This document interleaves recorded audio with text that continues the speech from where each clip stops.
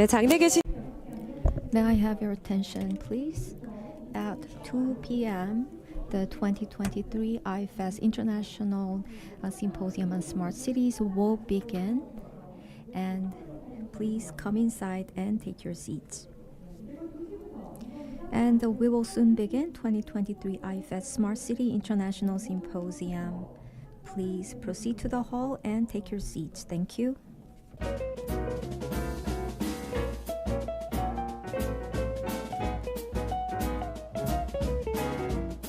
네, 그리고 원활한 진행을 위해서 여러분의 And make sure that you switch off silence your mobile phones. And today, we are having International Symposium online as well. And please make sure that you switch off your mobile phone and make sure there's no disruptions and the loud noises. And we are providing simultaneous interpretation service. Channel number 1 is Korean and number 2 is English. Service throughout the symposium. Please tune in to channel 1 for Korean and channel 2 for English. Thank you.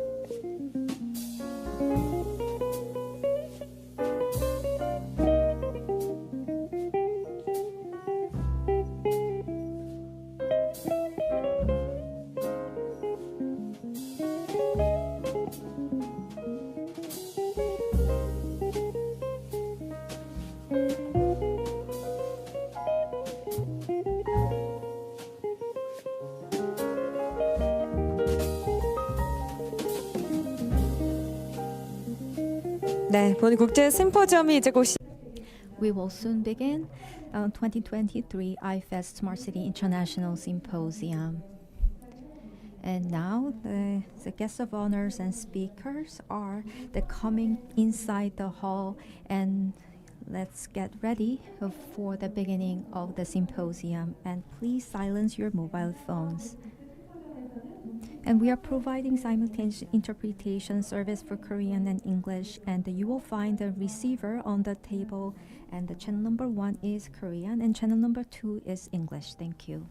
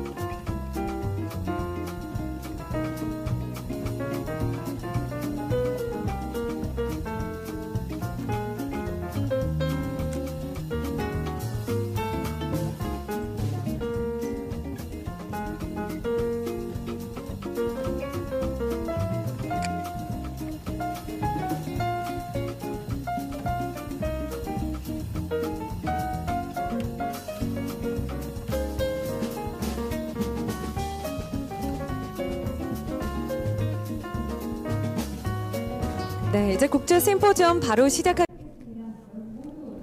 Please be seated so that we can begin the symposium immediately.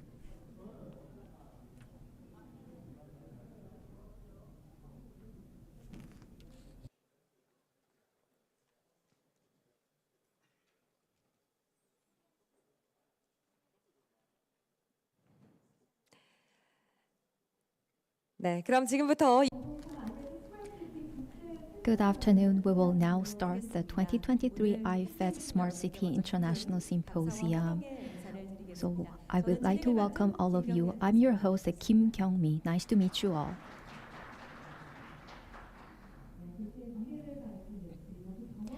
And for the future of cities, we are joined by so many distinguished guests, and also there are online participants as well who are watching the YouTube channel.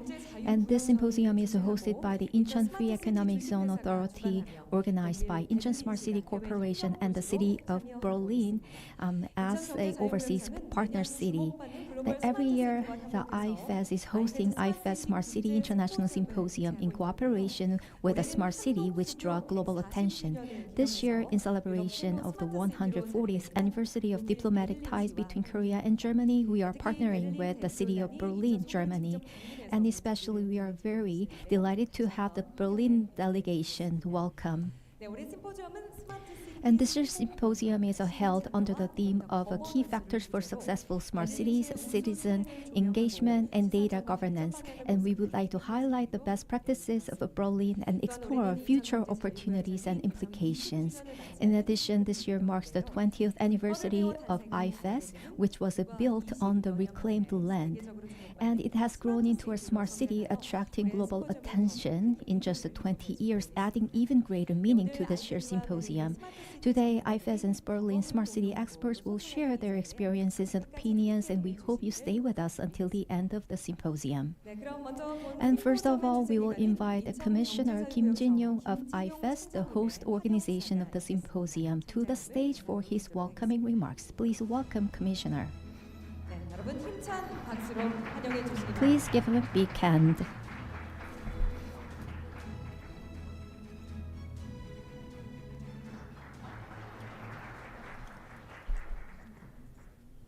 Ladies and gentlemen, good afternoon. My name is Kim Jin-yong, Commissioner of Incheon Free Economic Zone Authority, IFEZ. It's my great honor and pleasure to open the 2023 IFEZ Smart City International Symposium. Let me start by thanking Mr. Georg Schmidt. Georg in English is George. It originated from Greek, which means farmer. I learned it from the German ambassador, Farmer Schmidt. Yeah. Mr. Hoshik, chairperson of Incheon Metropolitan Council, Mr. Martin Henkelman, president of Korean-German Chamber of Commerce and Industry, for taking time out of your busy schedule to join us here today. And allow me to extend my warmest welcome and deep appreciation to Mr. Thomas Krause, Head of Department for Energy, Digitalization, and Innovation, and his delegation for partnering with IFEZ to put the symposium together and visit us all the way from Berlin. Let me also recognize and thank our keynote speakers and session speakers for sparing their valuable time to share their insights and perspectives with us. Last but not least, I would like to warmly welcome all the on-site and online participants. We are very glad to be able to offer a setting which I'm sure will inspire so many of you with a very rich program. Distinguished guests and the audience, 2023 is a truly meaningful year for IFEZ. This year, IFEZ is celebrating the 20th anniversary of its establishment and deepening the relations with the city of Berlin at a time when the year marks 140 years of partnership between South Korea and Germany. Indeed, I feel very proud of what we have accomplished for the past 20 years. I believe IFEZ has grown into a globally recognized smart city where innovations are always welcomed and initiated with encouraging and engaging citizens and businesses alike.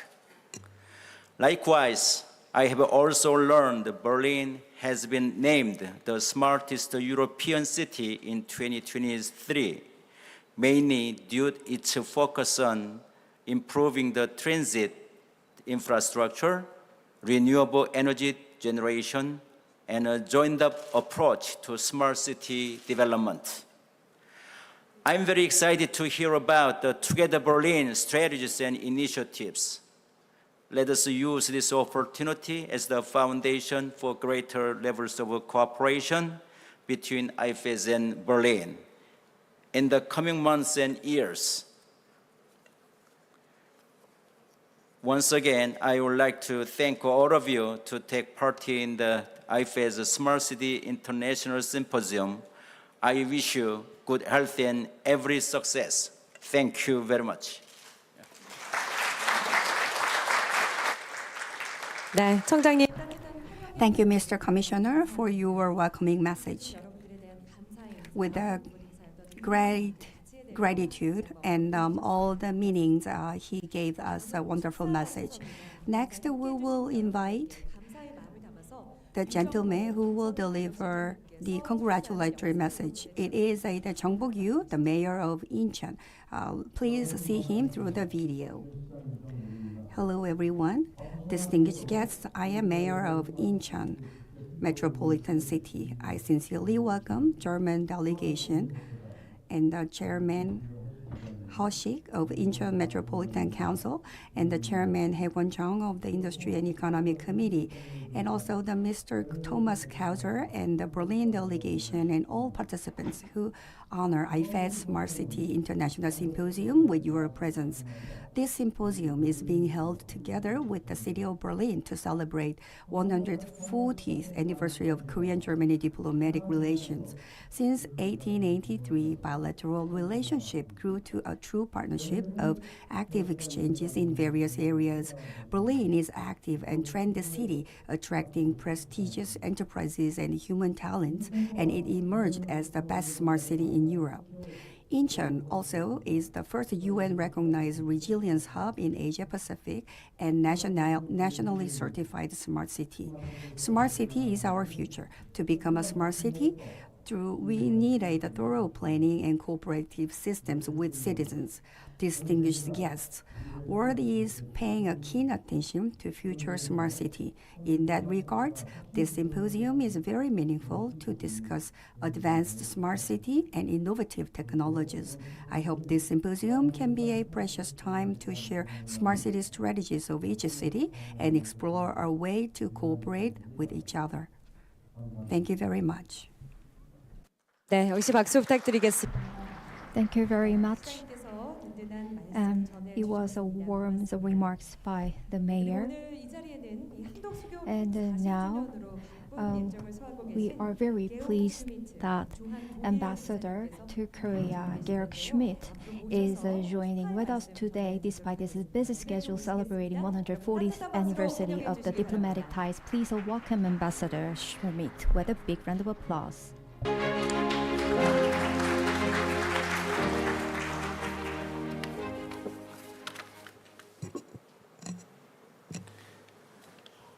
Dear Commissioner, Mr. Kim, we talked about my name, but next I would to listen also to the explanation what your name means, so I'll be curious. Dear Chairman of the Incheon Metropolitan Council, the delegation who came all the way from Berlin here to Incheon, distinguished speakers, ladies and gentlemen, what makes a smart city really smart? You can look up many definitions, and I think the definition of a smart city has probably changed a lot. Some people talked about the relationship 140 years, and I wonder, like, what was a smart city 140 years ago? What was a smart city 100 years ago? What is a smart city now? And what will be a smart city in the future?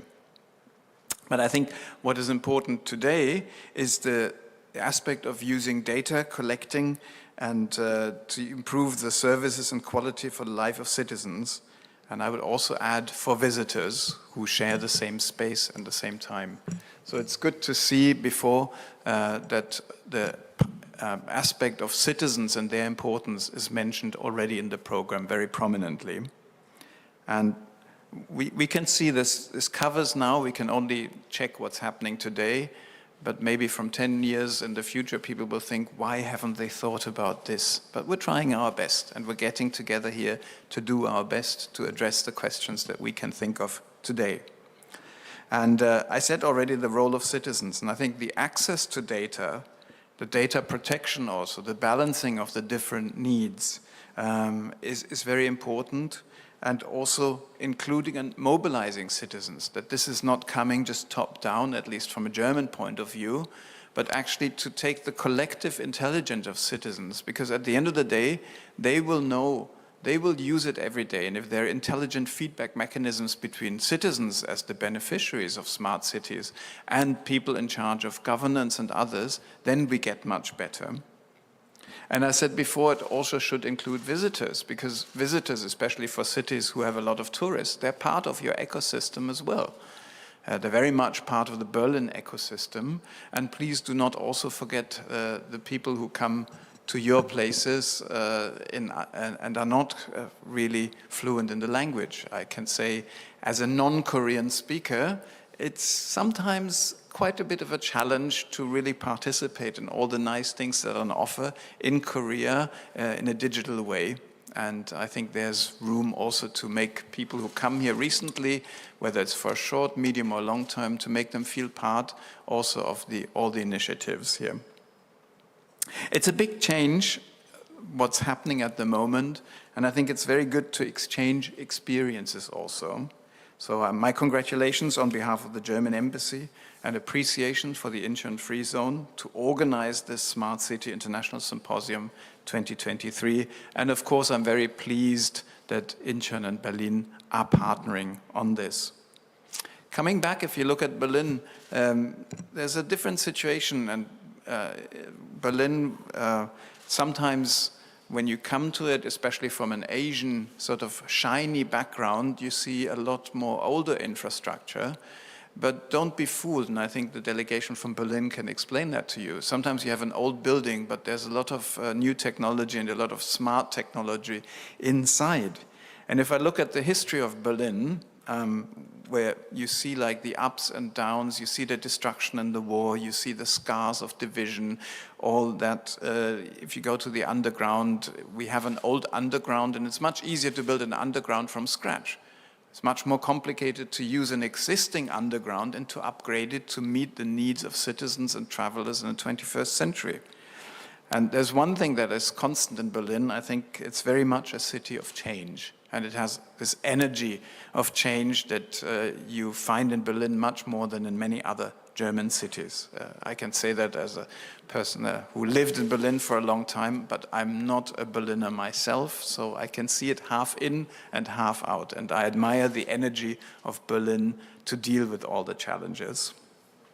It has and it will have to reinvent itself again and again. It's a very creative, vibrant, and international city. And we heard also the compliment that it was being named as a very smart city. And one thing that I feel is important, Berlin puts a lot of emphasis on involving civil society. Now that might take sometimes a bit longer, but at the end of the day, I firmly believe that you get better results by actually listening to people and taking their views on board. So again, I will finish my pitch for Berlin by saying Berlin is not just the capital of Germany, but it's also, for all the participants here from Korea and others, it's a gateway to Europe, to Germany and to Europe. And once you have a foothold there, you can expand into the rest of Europe. So thanks again for organizing this symposium. I'm looking forward to listening to some of the insights, and I wish you all the best. Thank you very much. 감사합니다. 네. Thank you, Ambassador, for your warm message. The citizens and the enterprises become the entities for the innovative smart city. That was a very meaningful and relating message, I think. Thank you very much again. Then we also have the chairperson from the Incheon Metropolitan Council. The Hoshik, the chairperson of the Incheon Metropolitan Council, will give you the congratulatory message. Please welcome him with a big round of applause.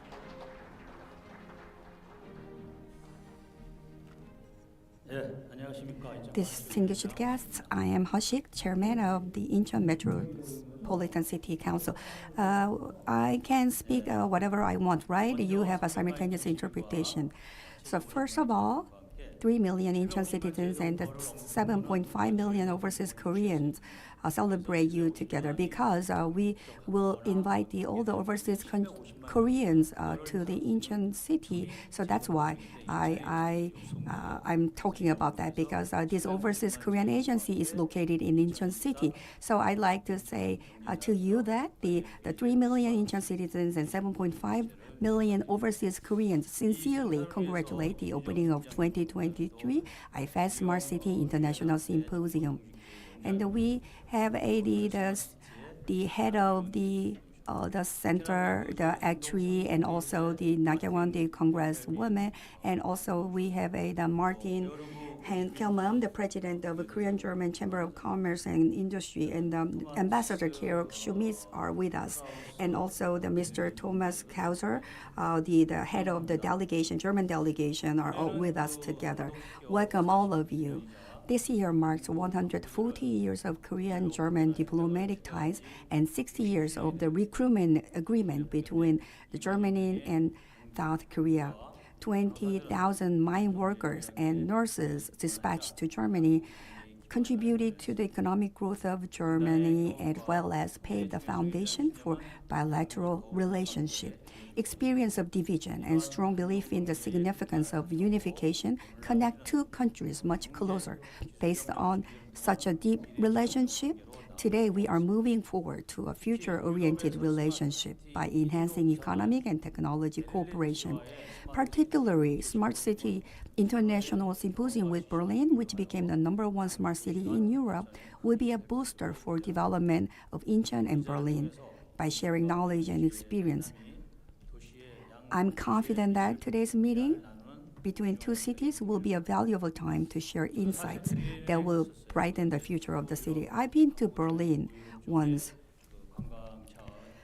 I had travel to the Eastern Europe and the Western Europe, and I could see the walls of in Germany, and I went to the Auschwitz camp, and also I've been to the many places in the Germany and in the Eastern Europe. So I feel very closer to Berlin and the Germany, and I also learned the German language when I was in high school. So I feel very close to the Germany.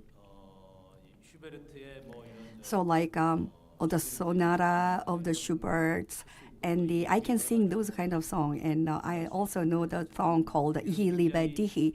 So I feel really like closer to the German culture and the German country. So it is all the more meaningful that we talk about smart city between the Berlin and Incheon today. And if I have time, I want to stay until the end to listen to all the keynote speeches and all the presentations today. But due to my schedule, I cannot stay until the end. But I will look through all the presentations you provided, and I will explore what kind of exchange we can have and what kind of synergy we can make between the Berlin and Incheon. The Incheon Metropolitan Council promises that we will support a sustainable, inclusive, smart city in carrying out our goal of a participatory council, happy citizens, a better tomorrow. Once again, I congratulate the opening of IFEZ Smart City International Symposium, and I wish all the best for all of you. Thank you. 네. Thank you very much, Chairperson Shea. It was a very passionate and warm-hearted speech. And we also believe that the symposiums will contribute the cooperation of the smart cities and the two countries. And last but not least, we received a congratulatory message video from Berlin. We will now watch a video sent from Mayor of Berlin and Senator for Economic Affairs, Franziska Giffey. Excellencies, dear Mr. Kim Jong, dear Mr. Haché, dear Ambassador Schmidt, dear Dr. Henkelmann. My name is Franziska Giffey and I am the Vice Mayor and Senator for Economic Affairs of the city of Berlin. And I want to send you my warmest greetings from Berlin to Incheon. We are very proud to be a part of your international symposium for the smart city development. Berlin is a smart city, and we are proud to be a part in your important and very important symposium on the key factors for successful smart cities. These are cities, engagement, and data governance. Berlin, as a smart city, uses innovative technologies. We have products and services to achieve higher standards of living with fewer resources. We want to provide good services to our citizens, and we want to involve the citizens, the non-governmental organization, and our partners in the economy to develop the smart city concept of Berlin. And Berlin is putting citizens in the center of our strategic process. We want to make participation as a key for the implementation. And in times of climate change and the big challenges of energy supply, of the question how to handle the consequences of the terrible war of Russia against Ukraine, we are very much in the focus of how to deal with all these challenges and how to make cities working better. And we can use digitalization, decarbonization as a tool to make citizen service better, to improve the living conditions for our citizens, and to share the values of good relations in international cooperation. And especially with Germany and Korea, we celebrate 140 years of diplomatic relations. Congratulations for that. And we are proud to be a part of your important symposium. We want to send the best wishes and greetings from Berlin to Korea. And I can also send you an invitation. We have developed a platform in Berlin which is called the Asia-Berlin Summit. And the Asia-Berlin Summit is a meeting place of the international cooperation between Asia and Europe, between Asia and Germany and Berlin. And this Asia-Berlin Summit will take place in the next year here in Berlin. And I'm very, very delighted to invite all of you to come to Berlin, to visit our city, and to be an additional part of our international cooperation. So best regards. I wish you a very successful symposium and warm greetings from Berlin. Mrs. Franziska Giffey, Vice Mayor and Senator for Economic Development and Cooperation. 네, 여러분 박수 부탁드립니다. Please give her a big round of applause. She sent a very warm message from Berlin. That was wonderful congratulatory message. Before having the keynote speech, we will have the MOU signing ceremony on smart city and startup between IFEZ and Berlin from now on. This MOU aims at promoting consistent exchange and cooperation between two cities for mutual development in smart city and startup. We expect today's signing ceremony will become the first step for the substantive collaboration in the future. Then let me invite the two gentlemen from the floor. We have a commissioner of the IFEZ, Kim Jin-yong, and Mr. Thomas Krause, head of the Department for the Energy, Digitalization, and Innovation of the Berlin Senate. Please come up to the stage.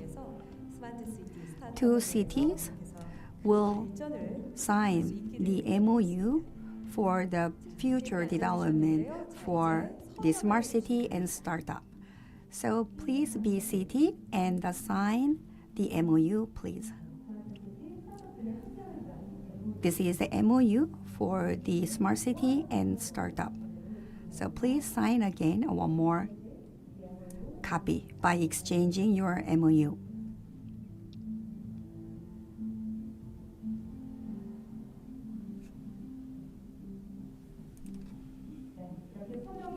Okay, so we finished the signing of the MOU. Now the MOU is signed between two cities, and two will go into the follow-ups.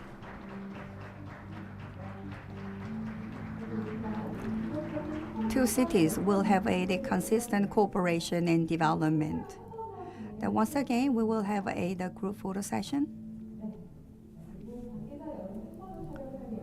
And one more with all the related staff. So please come up to the stage after this photo, the older staff of these MOU. So please come up to the stage, or can we do it later? 네. 자, 사진 촬영은 지금 진행하실까요?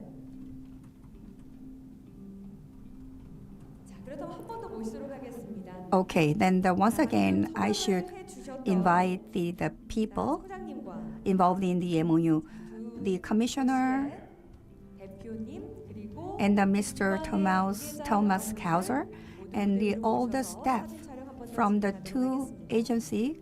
Please come up to the stage so can we have the group photo all together.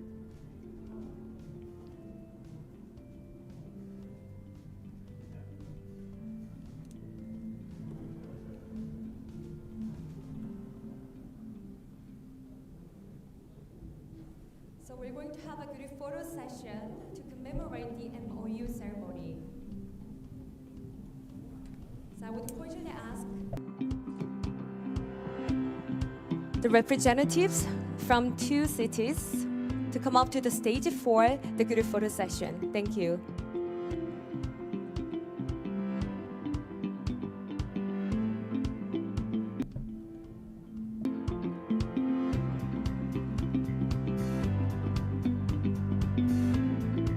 네, 양도시가 스마트 시티와 스타트업 분야에서 Both cities signed the MOU for the smart city and startup.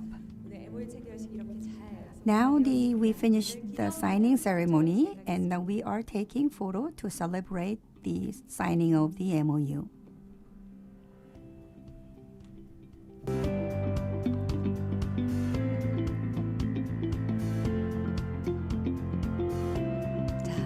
카메라를 향해서 Please look at the camera and put on big smile, please. Big smile, please.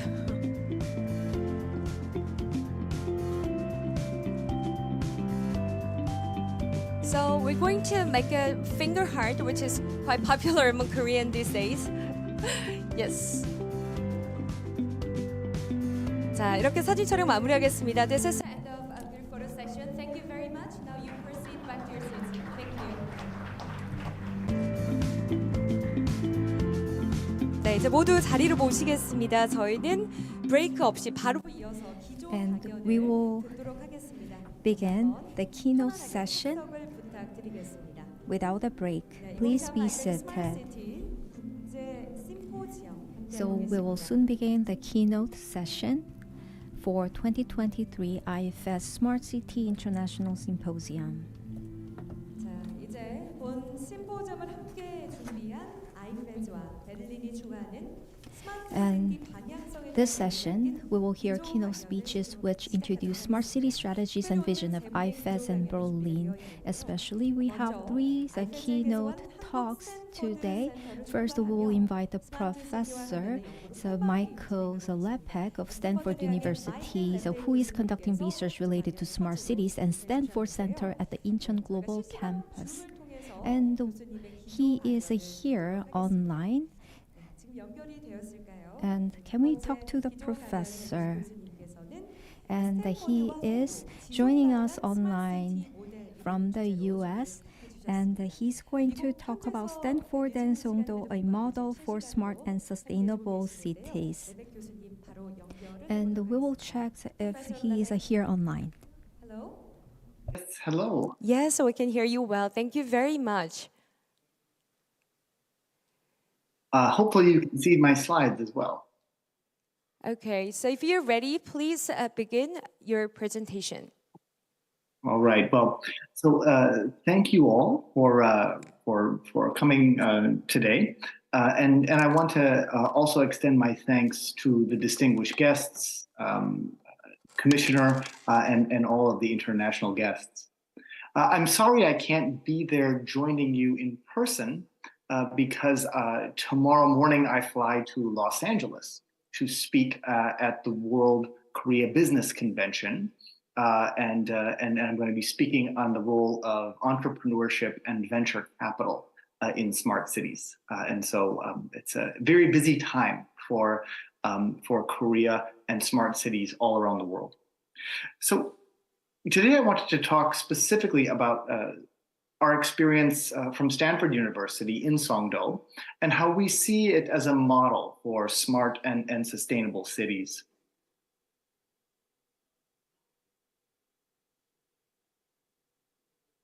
So in this keynote, I'd like to first discuss a paradigm for smart and sustainable cities, in which we'll talk about three components which we think are critical to smart and sustainable cities: sensing, computation, engagement.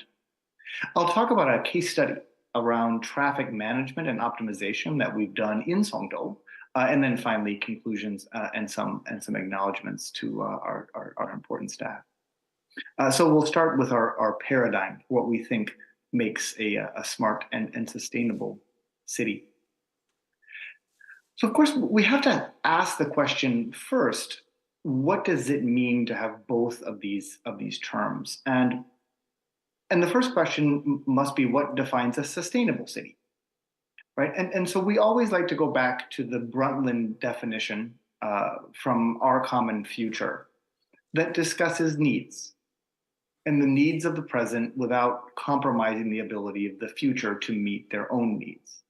And we always want to keep this in mind when we talk about what a sustainable city means.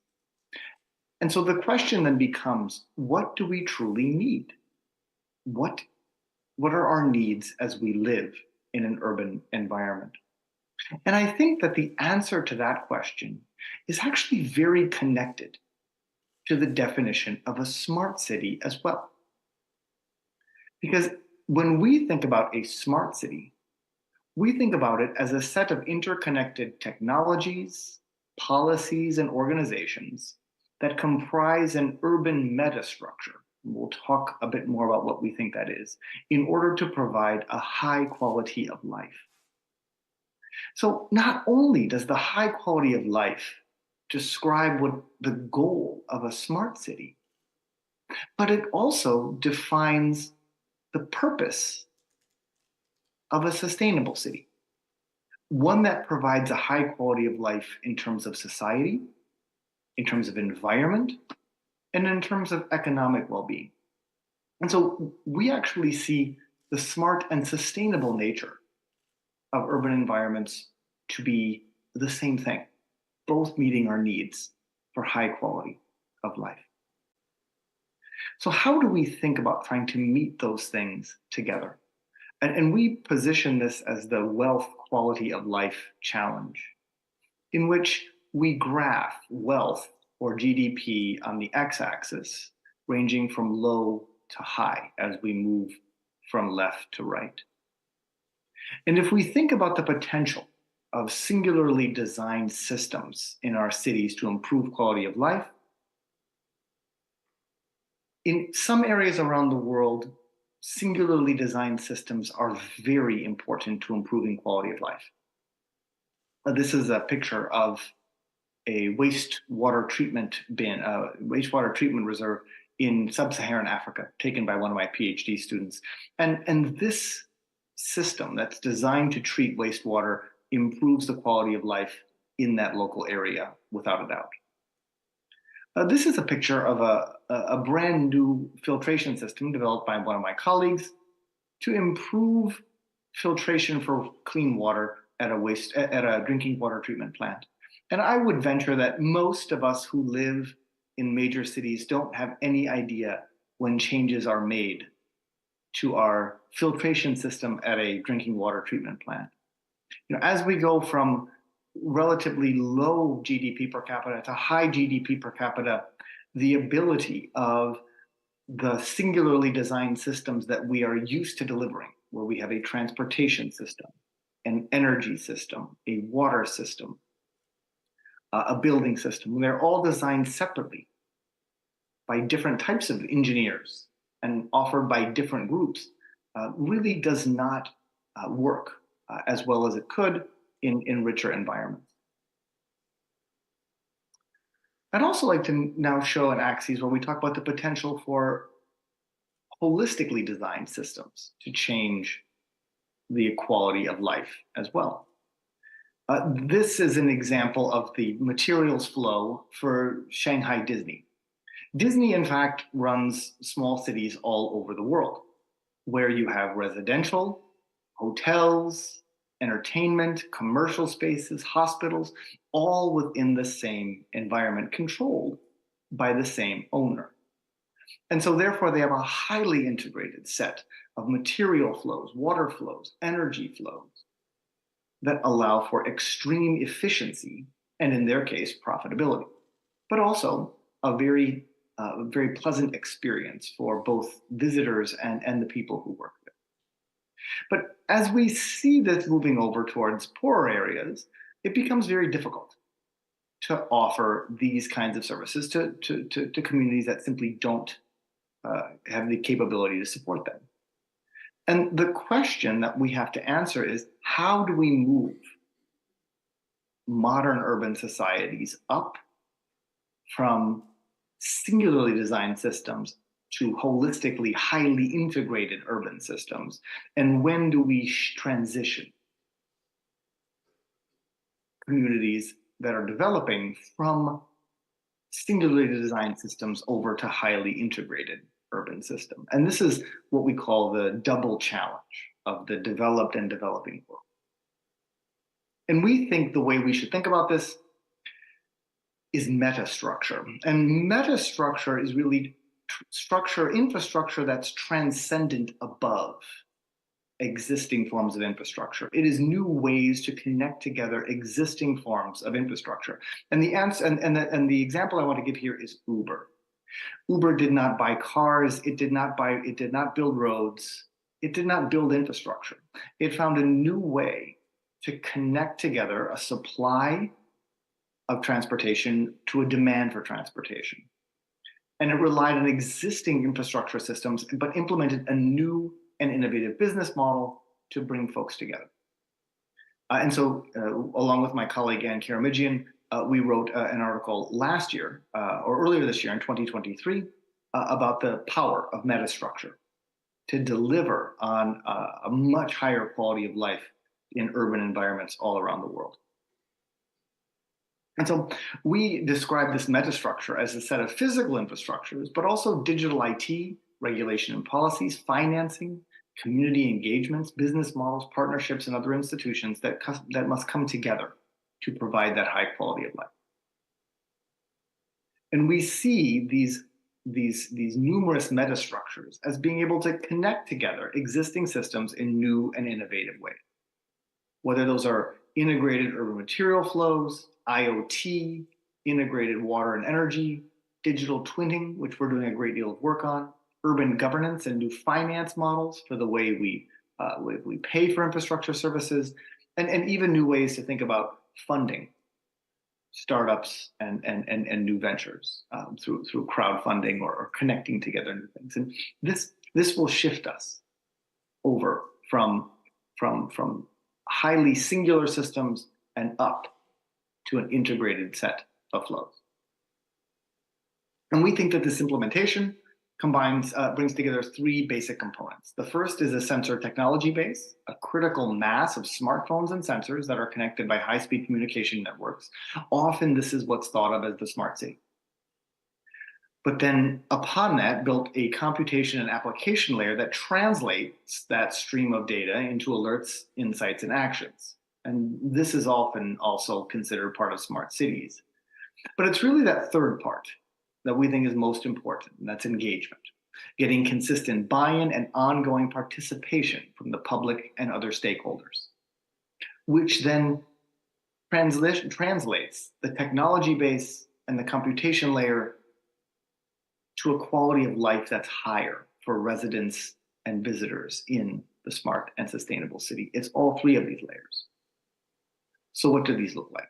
Well, we'll look very quickly at a case study in Songdo around traffic management and optimization. And I'm so proud to be able to present today at this conference, at this symposium in Songdo about results that we have worked together with the Incheon Free Economic Authority, the Incheon Free Economic Zone Authority to study. So of course we start with a sensing technology base, and this is made possible by distributed CCTV networks in and around Songdo, and also more and more our autonomous vehicle data collection. Some of you may have seen our Stanford vehicle driving around and collecting data, which is part of our data lake that we continue to develop.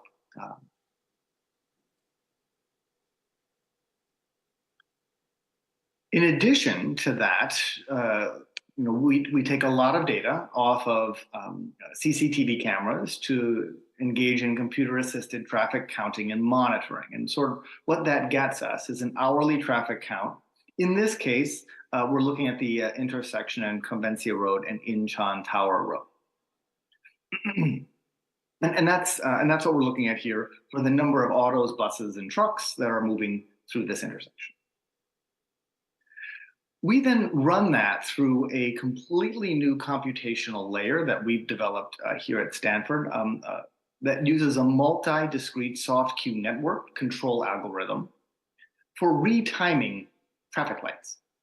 And so what we come up with are completely new traffic patterns. In this case, they are theoretical, but based on the actual traffic data that we see in Songdo, where we can compare what the base case is for how much time you spend in traffic and intersections during the daytime and at night versus how much time you spend at intersections in seconds at various intersections in the daytime and night using our new computational algorithms for controls.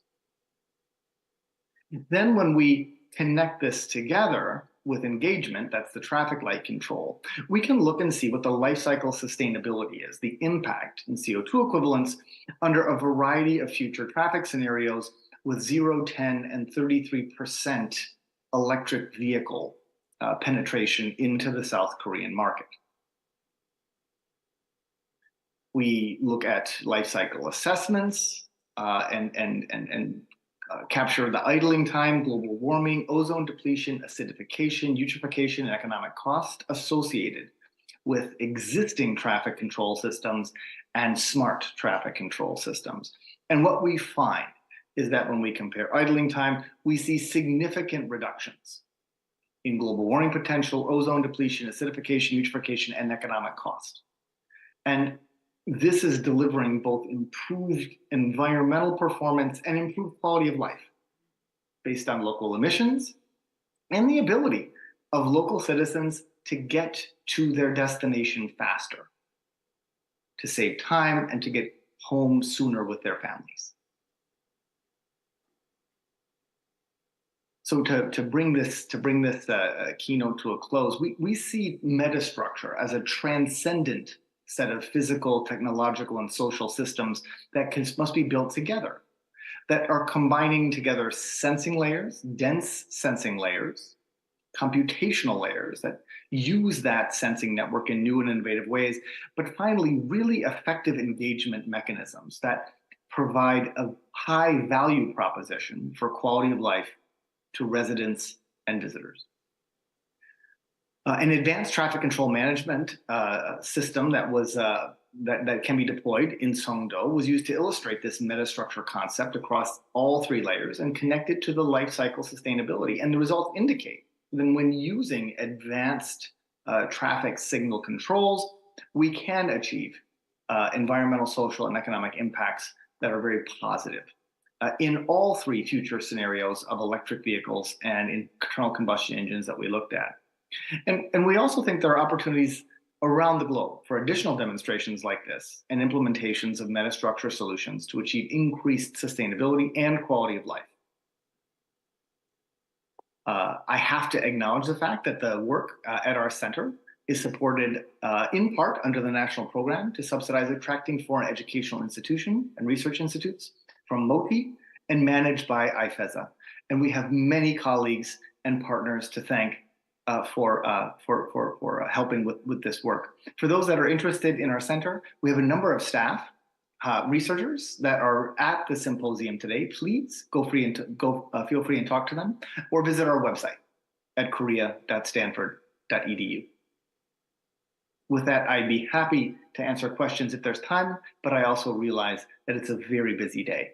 And I want to once again thank all of the organizers for this wonderful symposium. Thank you. 네, 여러분 박수. Thank you very much. Please give a big hand to Professor Lepech, and we could think about the future of a smart city, especially the future of a Songdo. Thank you very much for making a presentation. Next presentation will be made by Mr. Thomas Krause, the head of the Department for the Energy, Digitalization, and Innovation. And he will talk about the smart city Berlin with and for Berlin and its citizens. Then let me invite him. So please welcome him with a big round of applause. Energy, Digitalization, and Innovation Building Senate. Please welcome him. 여러분 박수로 환영해 주십시오.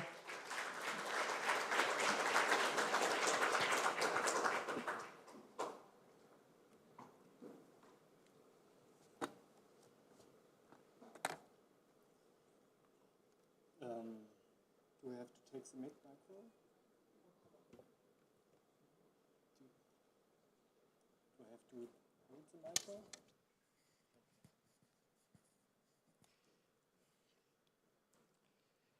Excellencies, Mr. Kim Jin-jong, Mr. Harcek, Excellency Ambassador Schmidt, Mr. Henkelmann, dear ladies and gentlemen, we look back on a good and fruitful history of Korean-German relations. I mean, you heard it a couple of times. This year's symposium is held in the 140th anniversary of establishment of diplomatic and trade relations between the Republic of Korea and Germany. The relations between the city of Berlin and Korea have also existed for a long time. Today, there are lively foreign economic relations between Berlin and Korea. Korea has been among the most important export markets, not only for Germany, but also for Berlin. We are therefore very pleased to receive the invitation to Incheon and the partnership for this year's Smart Cities Symposium entitled Key Success Factors for Smart Cities. So thank you very much for organizing this event and inviting us. This symposium provides a wonderful opportunity to further deepen our close relationships. Above all, I look forward to the important exchange on this exciting topic because we are facing big challenges as society, as countries, and especially as cities. So it is quite a challenge to have a lecture after a Stanford professor. So I will use my keynote to share some of our experiences and share some of my convictions when it comes to smart cities. One of the biggest challenges, besides new infrastructure, as the Stanford professor just mentioned, one of the biggest challenges worldwide is climate change. And cities are both cause and solution of the climate change. Cities are accountable for 75% of global carbon emissions, but they are also the engine of innovation and solutions to decarbonization and sustainability. My conviction is that economic success will increasingly be linked to ecological sustainability. You see, the challenges are complex and they must be understood in their complexity, in their dimensions, and can only be solved through a systemic approach. Digitalization and technology provide us with the tools to find and implement systemic solutions, but they are not an end in themselves. We need to couple sectors and we have to connect climate policy with resource policy, infrastructure policy with spatial planning, and all of this with the digital transformation. So what we need is transformation. And when I talk about transformation, then I define transformation as a profound change in structures, in processes, and above all, in cultures. We cannot solve our problems with the same thinking we used when we created them, as Albert Einstein once quoted it. Technology can help to push and support the change which is needed, but technology does not order social or climate change, even if some startup like to believe that or want to make people believe that. And neither can society simply order a new technology, even if some politicians like to believe that or make people believe that. Anyone who tries to establish a new technology in a city or a society rarely gets exactly the result they expected beforehand. Successful transformation is always the result of a laborious negotiation process in a sense of a communicative, iterative, and ultimately integrative process. Therefore, transformation needs collaboration. I believe the next big thing is collaboration. I will present you some of Berlin Lighthouse projects for successful collaboration.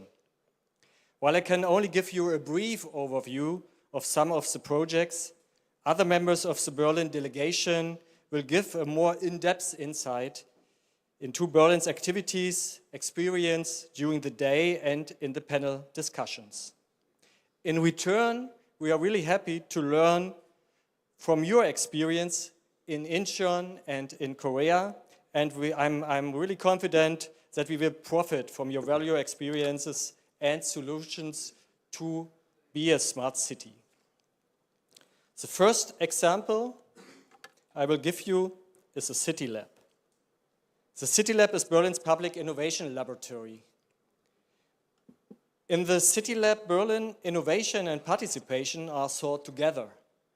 Administration and urban society work together on solutions for the digital Berlin of tomorrow. Benjamin Seibel will introduce you to the CityLAB Berlin right after my presentation. The second project is our Smart City strategy. The name of the strategy is our program. Together Digital Berlin is a transformation program for Smart Berlin. We are convinced that above all, transformation should bring people together and align their interests in order to collectively implement specific projects. The climate crisis, changes in transportation, lively neighborhoods, and the good quality of life require cooperation and new ways of thinking. The strategy offers not only the vision of a smart Berlin and the goals needed to get there, but also a process that unites the capital's diverse perspectives and strengths while also jointly testing new tools. We make administration an enabler approaching urban development and digitalization in tandem while working on digital transformation together with the entire city. This is not a surefire success.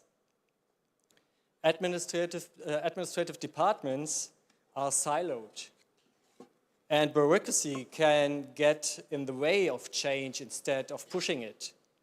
Hierarchies can hinder agile solutions. The clue to overcome these obstacles, again, is collaboration. The importance of participatory elaboration is emphasized in almost all thematic areas of the government policy guidelines. Berlin's citizens get involved. Together, Digital Berlin has already focused on this idea since autumn 2020 and built the strategy development and implementation on the needs of the urban society that have been surveyed in a participatory manner. In the strategy, new tools are being tested and further developed to overcome these difficulties. Just as with the strategy's development, we see its implementation as a process that can only work with broad participation. To sum it, we are guided by the following thesis.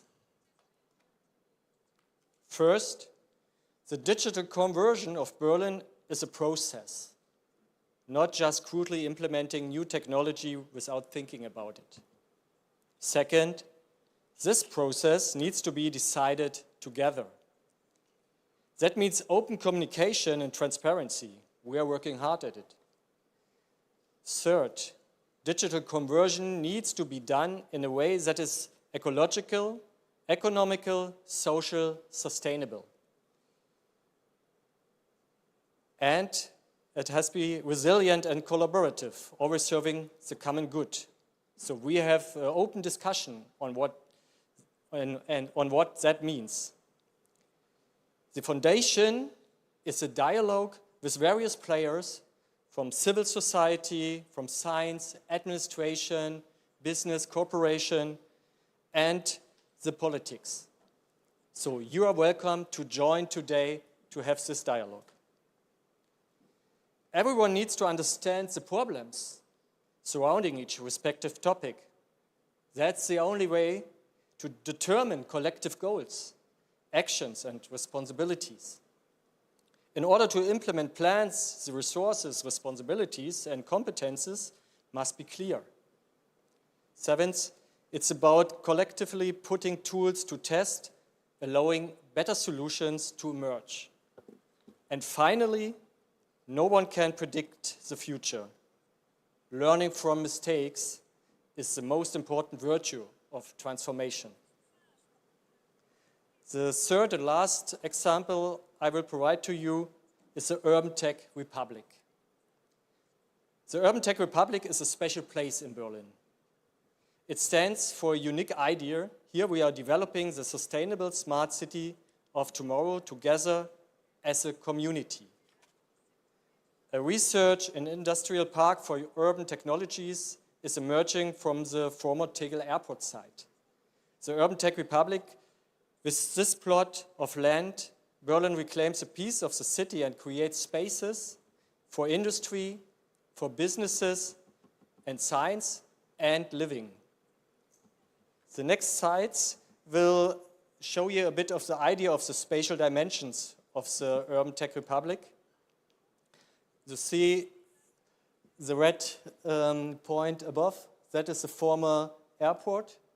In the middle is another former in-city airport called Tempelhof, which is now a recreational airport. And the red dot in the bottom is a new Berlin airport. So the Urban Tech Republic has around this size in comparison to Manhattan.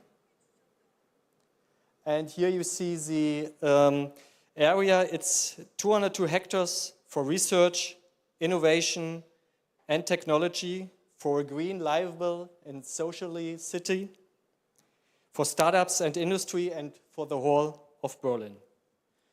Urban technologies are here researched, developed, produced, tested, and finally exported. The Urban Tech Republic, the name says it all. Republic stands for freedom of thought, openness, and the collective struggle to find the best solutions. Very much in the spirit of the Latin Respublica. The interests of individuals are not paramount. On the contrary, what matters is improving the lives of people in cities in the core sectors of energy, mobility, water, recycling, materials, and technologies for information and communication, with the aid of green technologies for the future. The Urban Tech Republic is developed as a smart city and a real-world laboratory. Give me some examples of what we are creating there. An energy plan, a low-energy network which is unique in the world for its size, supplies the area with sustainable heating and cooling. The Future Hub, a networked digital infrastructure, will be built with the Future Hub high-performance IT platform. Urban data will be integrated into the Future Hub for smart environmental monitoring, traffic, and energy management. Mr. Höfgen will talk about this in more depth later. A transportation plan. The Urban Tech Republic becomes a compact district of short distances with the Clearway Road, with transportation hubs, and with options for bike and car sharing, as well as e-mobility. And last but not least, a sustainable construction. With the project Wood to City, a new innovation cluster will be constructed with the objective of scaling climate-friendly timber constructions to an industrial level and to achieve significant cost advantage in the medium term over conventional construction. What makes it special? The collaborative approach. As an ecosystem and innovation hub, the Urban Tech Republic is intended to be a home for the next generation of innovators whose primary driver will be collaboration. Ladies and gentlemen, we have 2 days of valuable exchange ahead of us about solutions and maybe dead ends, about opportunities and possibilities. The Berlin delegation are very happy to share experiences with you. Transformation needs collaboration, and collaboration needs events like this symposium today. So thank you again for organizing this event, and thank you again for the invitation. We are really happy to be partner of this symposium. Hamsa Hamida.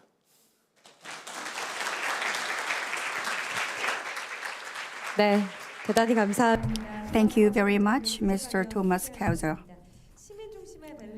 Citizen-oriented the Berlin strategy was very insightful and valuable. Thank you for sharing your idea. 하도록 하겠습니다. I will invite the third speaker of the keynote session that we have, Dr. Benjamin Seibel, the head of the CityLAB of Berlin. And the title of the presentation is Co-Creating the Smart City Public Innovation Labs in Digital Urban Ecosystems. Please welcome the speaker with a big hand.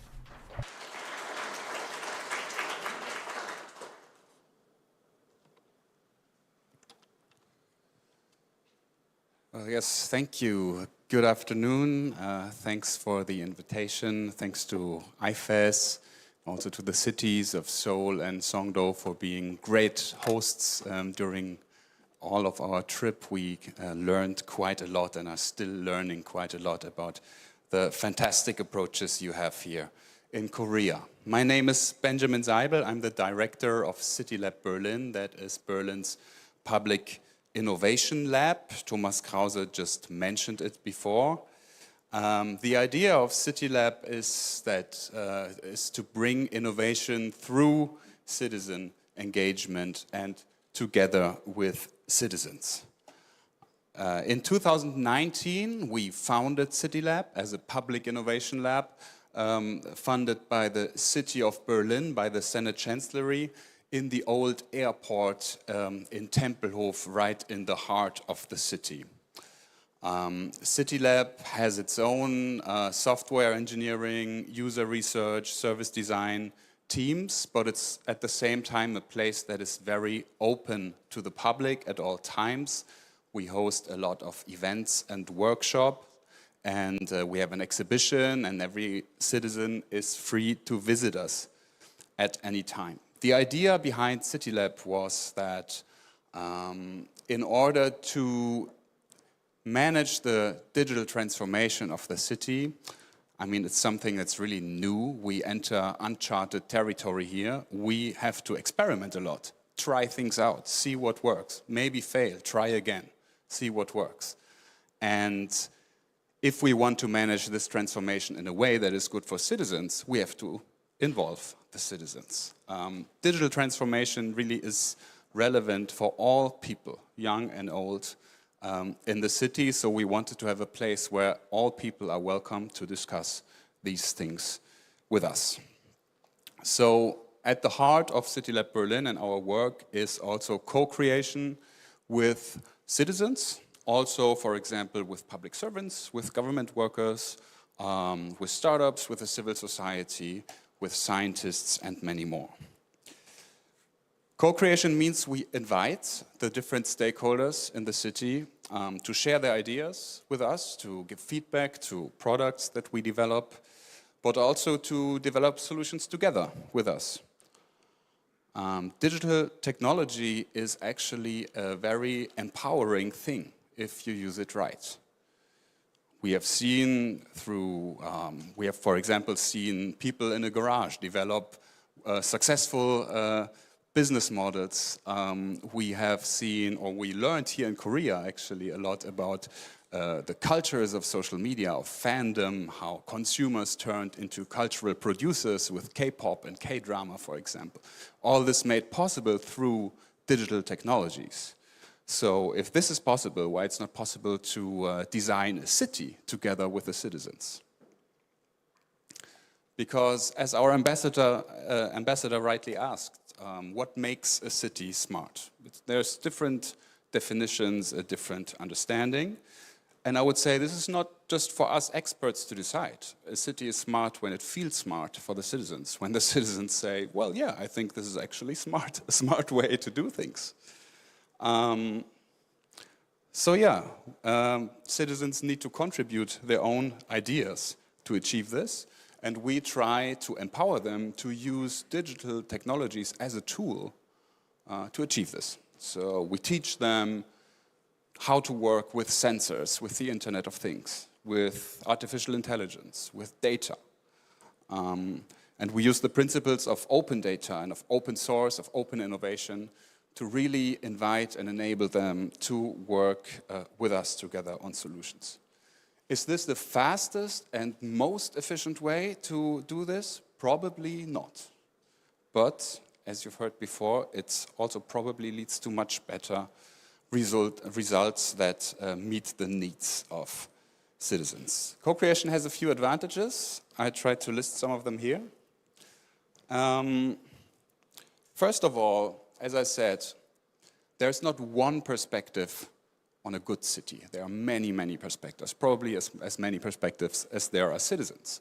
We have young people, old people, migrants, locals, business people, much, much more, and everyone has good rights to have their own idea. So co-creation is a way to achieve more inclusivity. That means include more of these perspectives into the way that the city works, and also to make more of the very diverse groups in Berlin feel represented in that what we build. Second, it enables us to tap into the collective intelligence of the swarm intelligence that might come up with solutions that we as experts or we people in government have never even thought of, but that work on a local level. This is really a great way to learn what really moves people on the ground, everyday citizens, who might have very different ideas of what being smart means than an expert in the government. Third, what we learned, if we develop solutions together with citizens, we can see them develop a sense of ownership, which also can make the solutions more sustainable. For example, if you design a public park together with citizens, you will find out that afterwards they will take care better of the park. It will be cleaner because they will feel that this is actually their park. They helped design it. And last but not least, co-creation is a great way to identify the right problems that actually move people, and also risks that we might not see otherwise in developing products. So by including citizens at a very early stage, we can avoid certain mistakes. Otherwise, if you develop the whole solution behind closed doors and then in the end you present it to citizens, everyone will be, what is that? I don't need that. Co-creation is a way to avoid this. So I'll give you a few more practical examples of how this works and how we include different stakeholder groups in the development of a smart city. Berlin is a very green city. We are very proud of this. Green, like in the classical sense, it has many trees. Many trees and parks, and this is important for many people in the city. They're very proud, they love their trees, and at some point when climate change started to show and the summers were getting hotter, we realized that many people actually took care of the trees in their street. They realized, okay, these trees, for example, need more water than they get, so they started watering trees.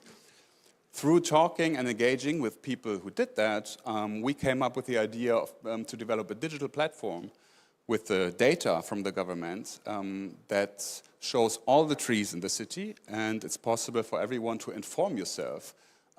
What kind of tree is this? How old is this tree? How much water does he need?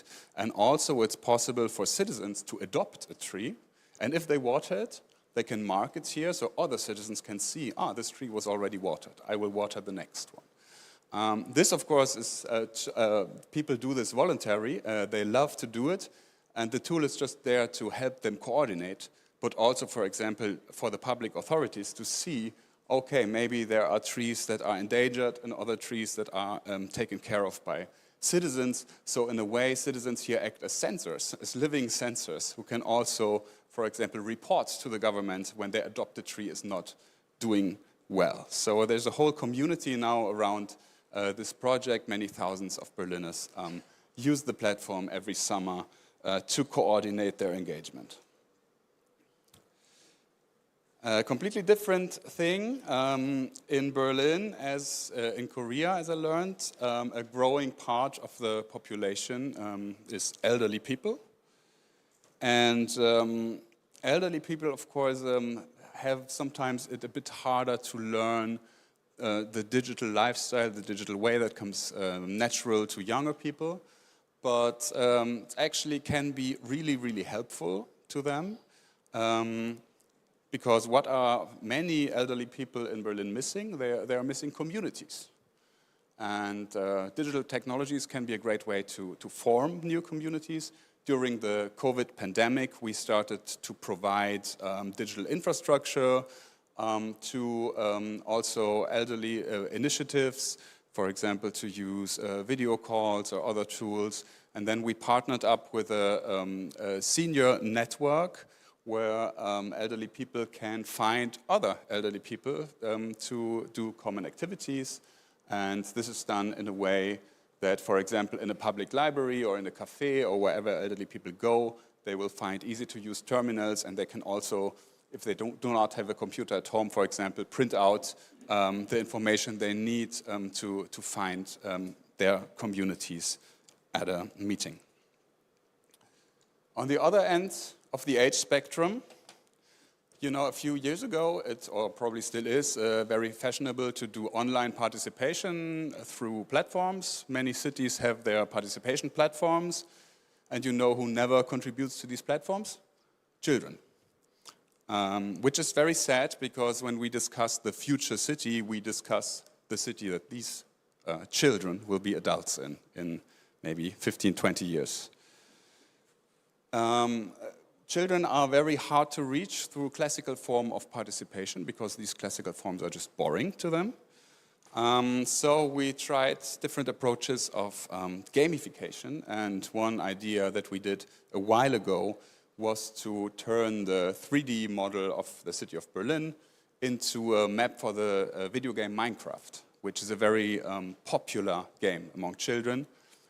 So they could basically design the city center in a different way inside of their favorite game. This was great because they already knew very well how to use it, much better than, for example, I do. So they were very fast in coming up with new designs, and they had fun. And it was also a kind of empowering experience for them to be able to participate to the discourse in a language or with a tool that they already did know and understand.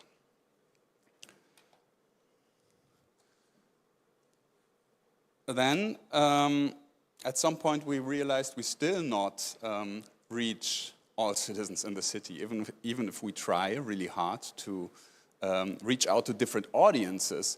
To be honest, probably most citizens in Berlin have never heard of the term smart city, or they don't care, let's be honest. They also never heard of the CityLAB. Berlin is 3.5 million people. They live their life. They have their own things to think about. So what should we do if we are talking, for example, about the designs or transformation in a neighborhood? We just go to the neighborhood.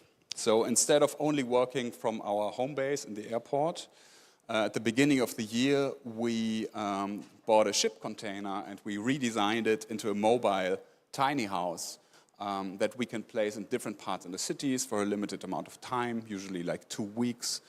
And then we would work with the citizens on the street that were just passing by.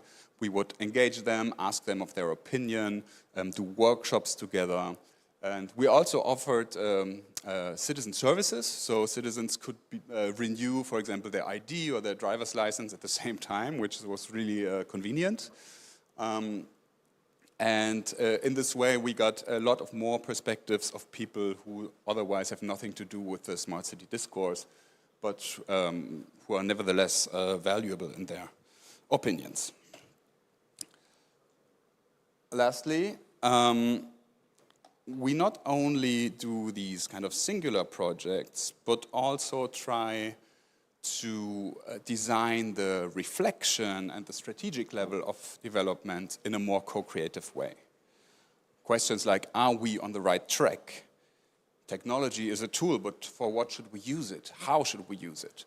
These questions also should be discussed broadly, and this is why we, together with the Senate Chancellery, decided to organize a very large participation process for the design of the new smart city strategy that Thomas Krause already mentioned.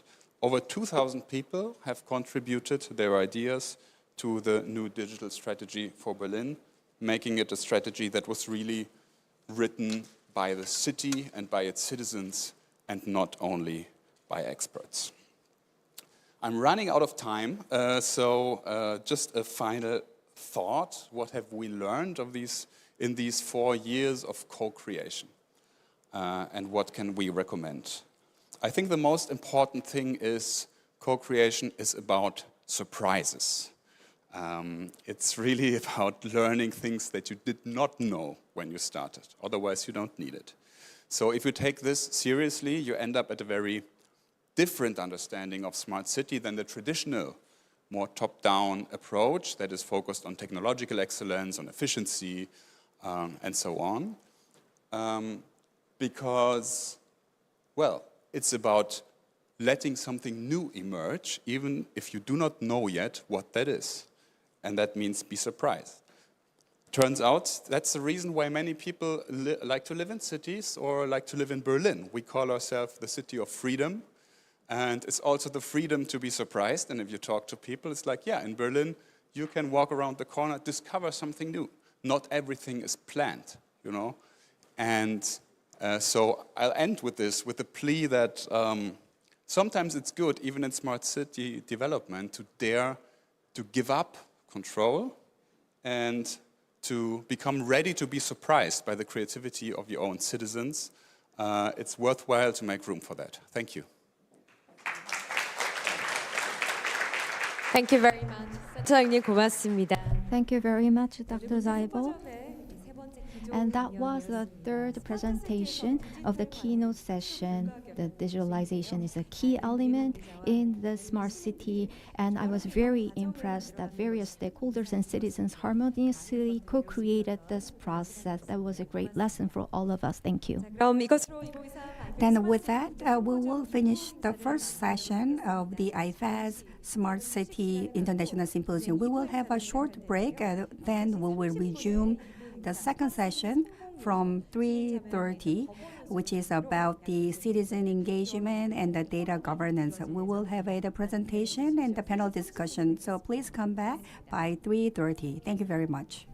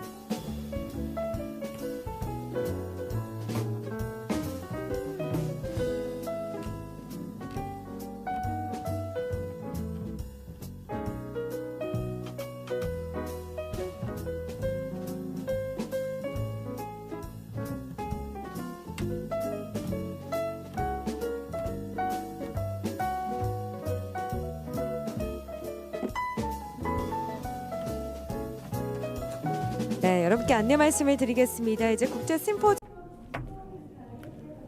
So we will soon begin the part 2 of the symposium. Please be seated.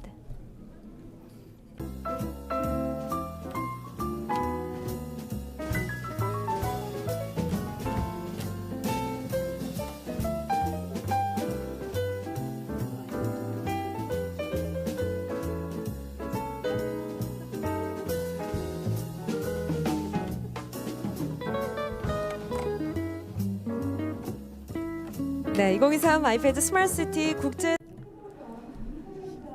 2023 IFEZ Smart City International Symposium. The second session will begin shortly. In 2 minutes, we will resume the session, so please be seated.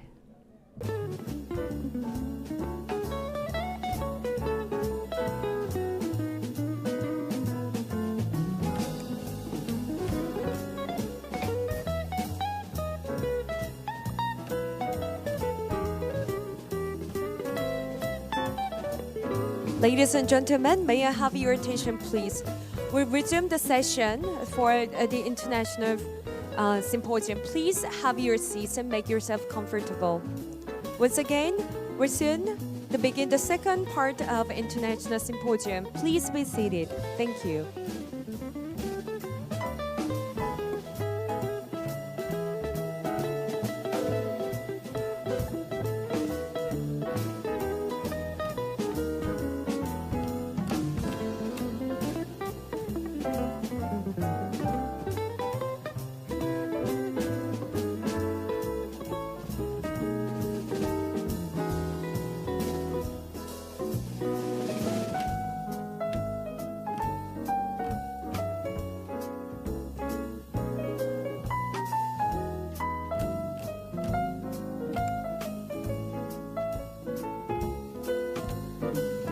네, 이제 본 국제 From now on, we will start the second session of this symposium. Please be seated. second part of the symposium. Please be seated.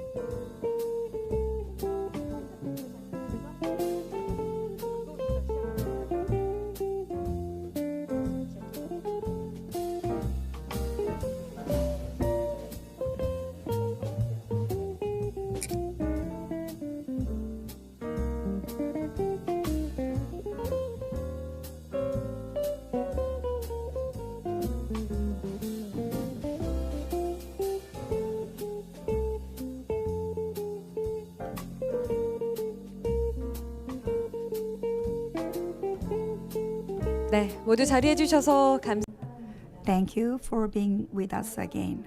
From now on, we will start the second session of 2023 IFEZ Smart City International Symposium. Under the topic of citizen engagement, we will start the session. Citizen engagement is the most important factor in the successful smart city.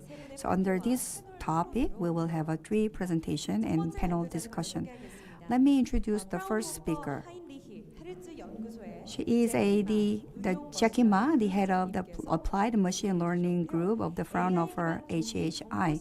She will talk about the AI-based early warning system. Please welcome her with a big round of applause. Welcome to the stage, Jackie Ma, head of Applied Machine Learning Group, onto the stage. 여러분 박수로 환영해 주시기 바랍니다.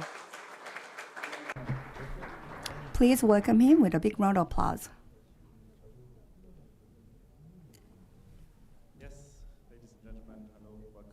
여러분, For having me. This is actually my first time in South Korea, and I'm already very, very impressed by the country and also especially the city and area around Songdo. So yesterday when I arrived, I also took the chance and walked a little bit around close to my hotel, and I already saw lots of things where I thought, oh, why don't we have something like this similar in Berlin? So it's a very impressive area, and I'm very happy to be here and hopefully be more often here in the future. I want to start with a very, very short introduction into the Fraunhofer Society. I know that there's a Fraunhofer office in South Korea that was actually founded, as I learned, already 16 years ago, so quite some time. Behind that, the Fraunhofer Society is one of the largest applied research organizations in Europe. We have over 76 different institutes, and those institutes are all independent of each other. So there is some redundancy sometimes, but ultimately they are all independent, have their own budgets and essentially their own research areas and doing their own projects. I'm from the institute in Berlin, the Fraunhofer HHI. We have different departments. I won't go through all of them, but one department that I want to mention, and the other one I will go deeper into, the AI department, is video coding. So we have a long history in the standardization of video compression, where we also work together with lots of Korean companies all around JVET and MPEG with Samsung and LG and lots of other and good names and good companies from South Korea. So the AI department consists of 3 different research groups. The first one is the Explainable AI group, which does lots of research, fundamental research, partially also, where they try to make models more interpretable. You maybe often heard of so to say, black box models in AI that do and create certain decisions without knowing why. And this question why is what they are trying to answer. They're trying to find the biases maybe in the data, try to improve the model based on the interpretation methods or the outputs of the interpretation methods. The third research group is efficient deep learning, where the colleagues are very much focusing, for instance, on compression of neural networks, because neural networks are usually quite large, and if you want to run a big neural network on a small device, it's usually not a very good idea. It's very energy consuming, it has lots of algorithmic operations, so they try to make these nets smaller while not deteriorating the performance. The research group that I'm heading, the Applied Machine Learning group, what we like to do and what we usually do is we do projects with partners that have data, that have a specific problem, that have the expertise, but not necessarily the people to develop algorithms. So one example is, for instance, a hospital. A hospital has medical data. They have the doctors and the experts who know what to diagnose on a specific image, but they are not necessarily developing an AI algorithm. That's when it becomes very interesting for us. What I have brought here is just a very broad overview of projects that are connected to smart city. Not all of these projects are with the AI department. For instance, all those projects on the right side with 5G and 6G, I know that you and are also very, very active in that area. One project, for instance, in Berlin is this Birdie Bar project, Berlin Digital Rail Operations, where we are working together with Siemens Mobility. They are creating their own Siemens campus, and there's a train autonomously driving around, and there we are developing with them together neural network compressed algorithms for detecting certain objects. I do want to go a little bit more into detail in 2 types of projects, and then ultimately show you one more example and go a little bit further into the discussion of citizen engagement.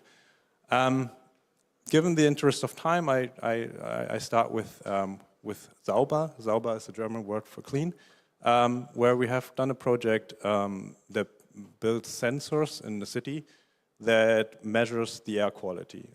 This is also something that I noticed when I was walking around yesterday. You also have these nice displays where you're showing the current air quality around this area, which I think is very important. It's not just about having the technology that can produce or can compute these indices. It's also important to show it to the general public, so that people are becoming more aware of this of this term or of this context, air quality. What does it actually mean, and that they educate themselves and have a better understanding of a clean air.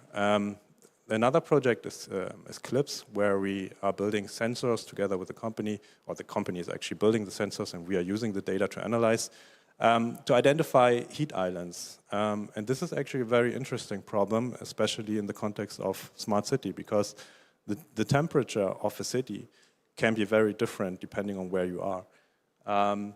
So it depends on whether you have buildings around an area, whether you have trees, can the temperature, is it the street or is it grass? Because of the interest of time. Now, let's stick with this COVID example for a bit longer, because I think this guides us to the question of citizen engagement. As I mentioned, you have lots of different data sources that you need to collect in order to predict one single index. In our case, it's climate data, it's weather data. We have a company that is collecting mobility data, so tracking how people are moving. There's symptoms data that people provide or that is available at hospitals. There are these infection numbers, policy information by the government. So there's a whole zoo of different types of data that we collected in this project in order to do a single forecast. Now, a lot of this data is actually very, very sensitive data. It's not just collected at one authority.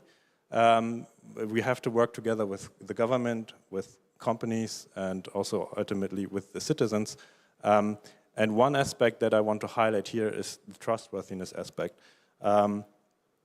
If you collect data like this, for instance, how people are moving or symptom data, this is very personal data. So you have to make sure that what you are doing is trustworthy in the sense that it's transparent to the citizens, and it has to be safe. So people have to, they have to trust what you are doing with the data. So then to clarify the one thing with the mobility networks, for instance, one method that we used, or the company used that collect these data, is they aggregate it and they blur it. So ultimately they are not using the single individual cells that are walking around, but they are aggregating them and give a statistical statement about how the people are moving without identifying or without publishing how each and every one is moving. We also have started a campaign in this project by Data for Life, which is a spin-off of the Hasso-Plattner Institute, where they collect data through data donation. And data donation is, again, another principle or another aspect where you need trust. If you want people to donate their data, you somehow have to create trust first. No one is just giving you the data just because you asked for it. You somehow have to create a trust in the first place. And to finish this presentation, I thought about some of the challenges or the opportunities that we faced during this project, but also in other related projects where we used AI and involved sensitive data. One thing is that, especially in Germany, this is the case, there are existing laws and there's an existing governance. What you are creating has to somehow fit to that. You can't change all this from overnight. So what you are doing has to be somehow be adapted to the existing infrastructure and has to be conform with the existing mandates. So in Germany also, if you want to send out a warning, not everyone is allowed to send a warning to the general public. There are specific organizations that have a specific mandate and only they are allowed to send out a warning. So you have to talk to them. You have to get them on board. You have to identify these processes.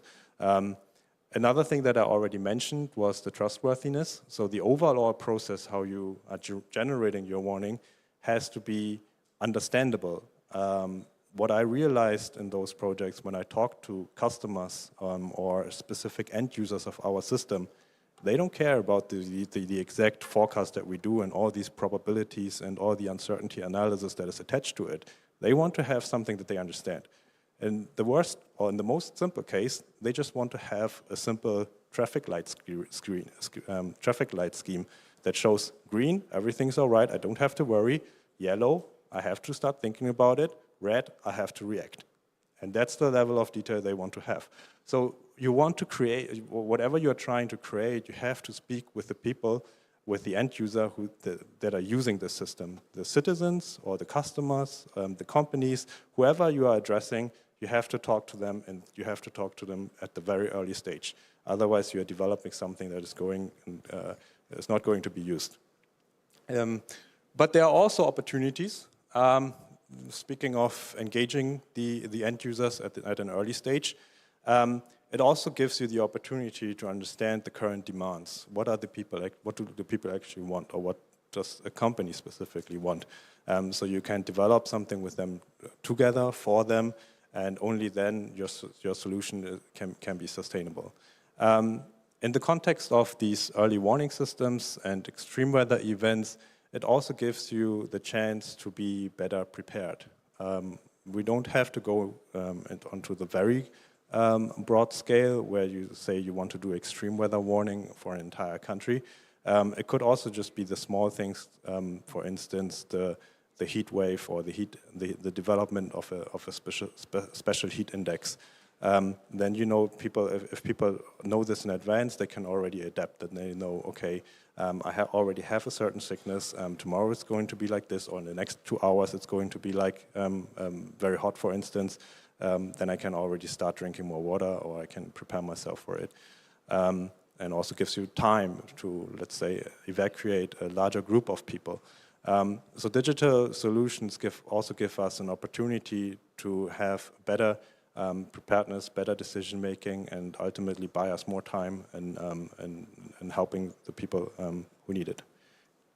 Thanks. That's the end of my presentation. Thank you very much. 고맙습니다. So Jackie Ma gave the wonderful project, which is made by Fraunhofer Research, and it is going beyond the Berlin to the other European area, which is very interesting. 베를린에서 I'm going to invite the next speaker. So we have Niklas Kosso, team lead of Transformation City team of the CityLAB Berlin. And the presentation is about to gather digital Berlin's participatory way towards a smart city. Please welcome him with a big hand. Yeah, thank you very much. And I'm in the lucky position that I don't really have to introduce myself a lot, or rather, not my organization, because Benjamin Seibel already did this. My name is Niklas Kosso. I work with the CityLAB Berlin, and Ben already told you what we're doing, and also Thomas Krause already briefly introduced Gemeinsam Digital Berlin, the smart city strategy that I want to talk to you about. Together, Digital Berlin is our participatory approach towards a smart city. And you might wonder, why am I standing here in front of you as a representative of the CityLAB Berlin and not someone from the Senate Chancellery, who is actually the organization or the main Senate department behind the strategy? That is because we were tasked by the Senate Chancellery to help them develop this strategy. And I'm very happy that Karen Lassmann will join us here on the stage later, so we can talk together about Berlin's smart city strategy. Gemeinsam Digital Berlin was a fusioning of 3 different strategic approaches in Berlin, so the smart city strategy, the digital strategy, and the strategy on administrative digitization. We wanted to think these strategies together. And also, in defining the strategy, we reflected sort of a new thinking of smart cities that has developed, I would say, across the world, but especially in Europe and Germany over the past 10 years. So we have an understanding of smart cities that goes slightly away from the only technological focus of smart cities towards a more participatory idea of a smart city. So we now think of smart cities more of cities that are really following citizens' desires, that create better quality of living, and that create a city that uses technology for the betterment of the people. We reflected that in our strategy process. As I said, the Senatskanzlei Berlin sort of tasked us as CityLAB with implementing this process, and we wanted to really engage all the different stakeholder groups in Berlin. So of course that included administration and politics, but also businesses and startups, civil society organizations, academia and research, and of course also Berliners themselves and the silent groups, so these people who are not usually taking part in participatory projects. We designed a two-stage strategy process that involved in the first stage stakeholder-specific formats. So we introduced interviews for those groups that are sort of hard to reach, that included silent groups, so people with disabilities, minority groups, also children and youth. We interviewed them specifically. For other groups, such as the administration or businesses, we organized stakeholder-specific stakeholder workshops, also the survey for the Berlin administration that many people took part in. And for the science community, we organized a scientific symposium, a two-day symposium, slightly similar to this one, on smart cities to get sort of views from academia also into the process. But we also had public presentations, so we did online presentations and also used a participation tool of Berlin to get people's opinions in there. We did the first stage of the strategy process in the midst of the COVID-19 pandemic, so back then all our formats were online. That was both a challenge, but also sort of an advantage. We managed to organize this quite quickly and without needing to find room or space. But of course, this was also a challenge. And it prepared us, these stakeholder-specific participation process prepared us for a second stage in which we actually introduced dialogue formats. So we organized workshops with a mix of different stakeholder groups, so where all these stakeholder groups came together. And we also put together a citizens' jury, so a randomly selected panel of citizens that were confronted with issues surrounding the smart city, so we could include their opinions. We also formed an administrative forum, so from different parts of the Berlin administration, we got people together who were dealing with smart city, who were interested in smart city issues, and we brought them together with the citizens panel. So we had a good exchange between the administration and the citizens. And finally, again and again, and that is quite unusual for a strategy process, we presented sort of, early stages of the text and of the concepts online and got feedback from citizens through online consultations. So Together Digital Berlin is the sort of result of this process. It was a sort of 1.5 to 2 year process. As Benjamin already said, we engaged more than 2,000 people in Berlin in this process, and really the result of that process was the basis for writing this strategy. And however, we said co-creation can't stop there. We really want Berlin citizens to get involved. So we put this participatory element in developing the strategy, but also in the implementation of the strategy. And Thomas Krause already spoke about this slightly. In the strategy, we included multiple perspectives. So here you can see, for example, a couple of the members of our citizen jury, Leah and Lothar. Leah was an 18-year-old student. Lothar, I think, a 67-year-old senior citizen, but also from civil society. Leona Lünen was part of our Strategy Council, as well as Sebastian Stietzel, the head of the Industry and Chamber of Commerce in Berlin. So we managed to include all these different perspectives. We now also want to include in our culture of implementation. We're really working on the strategy of digitalization and also of administrative digitalization. And while doing this, we are developing an implementation concept. So we don't want to just implement single measures and some ideas, but we really want to develop in the course of doing that an implementation concept of how with which we can help different parts of the Berlin administration, different parts of Berlin society to implement digitalization and smart city projects. In the strategy, we of course define sort of things you usually would find in a smart city strategy, a vision of what the city is going to be like, with fields of actions and first projects that we are supporting, amongst them, for example, also a data hub that Berlin wants to build up, but also specific projects. One is, for example, focusing on smart water technologies. But we also, as I said, we are introducing this implementation process and a framework for monitoring success of these projects. And I think this is quite specific about Berlin's strategy. We decided to not have 50, 60 measures that we want to implement with the strategy from the beginning, but rather in the strategy we define a process where how new measures, how new projects can be included in the strategy over the course of the coming years. And we also said a smart city strategy is now happening in an environment, or is taking place in an environment of a world that is changing again and again, so we can't write a strategy in 2022 and expect it to still be up to date in 2025. So what we included here is a learning strategy. So our monitoring system is quite important because we want to learn from what we do on smart cities in Berlin, and we want to adapt the strategy accordingly.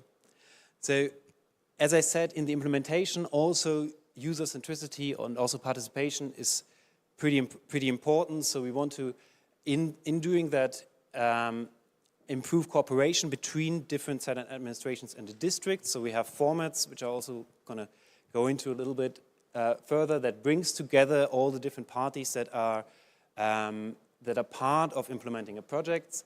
But we also want to push forward a mindset that puts understanding of a problem first and helps us to optimize solutions then. We want to integrate from the beginning, and Jackie, I also liked you highlighted this in your speech. We want to include citizen perspectives and user perspectives, because if we don't do that right in the beginning, then there will be products that in the end won't be really used. And finally, we want to help to make processes in the city and in the implementation of smart cities more flexible.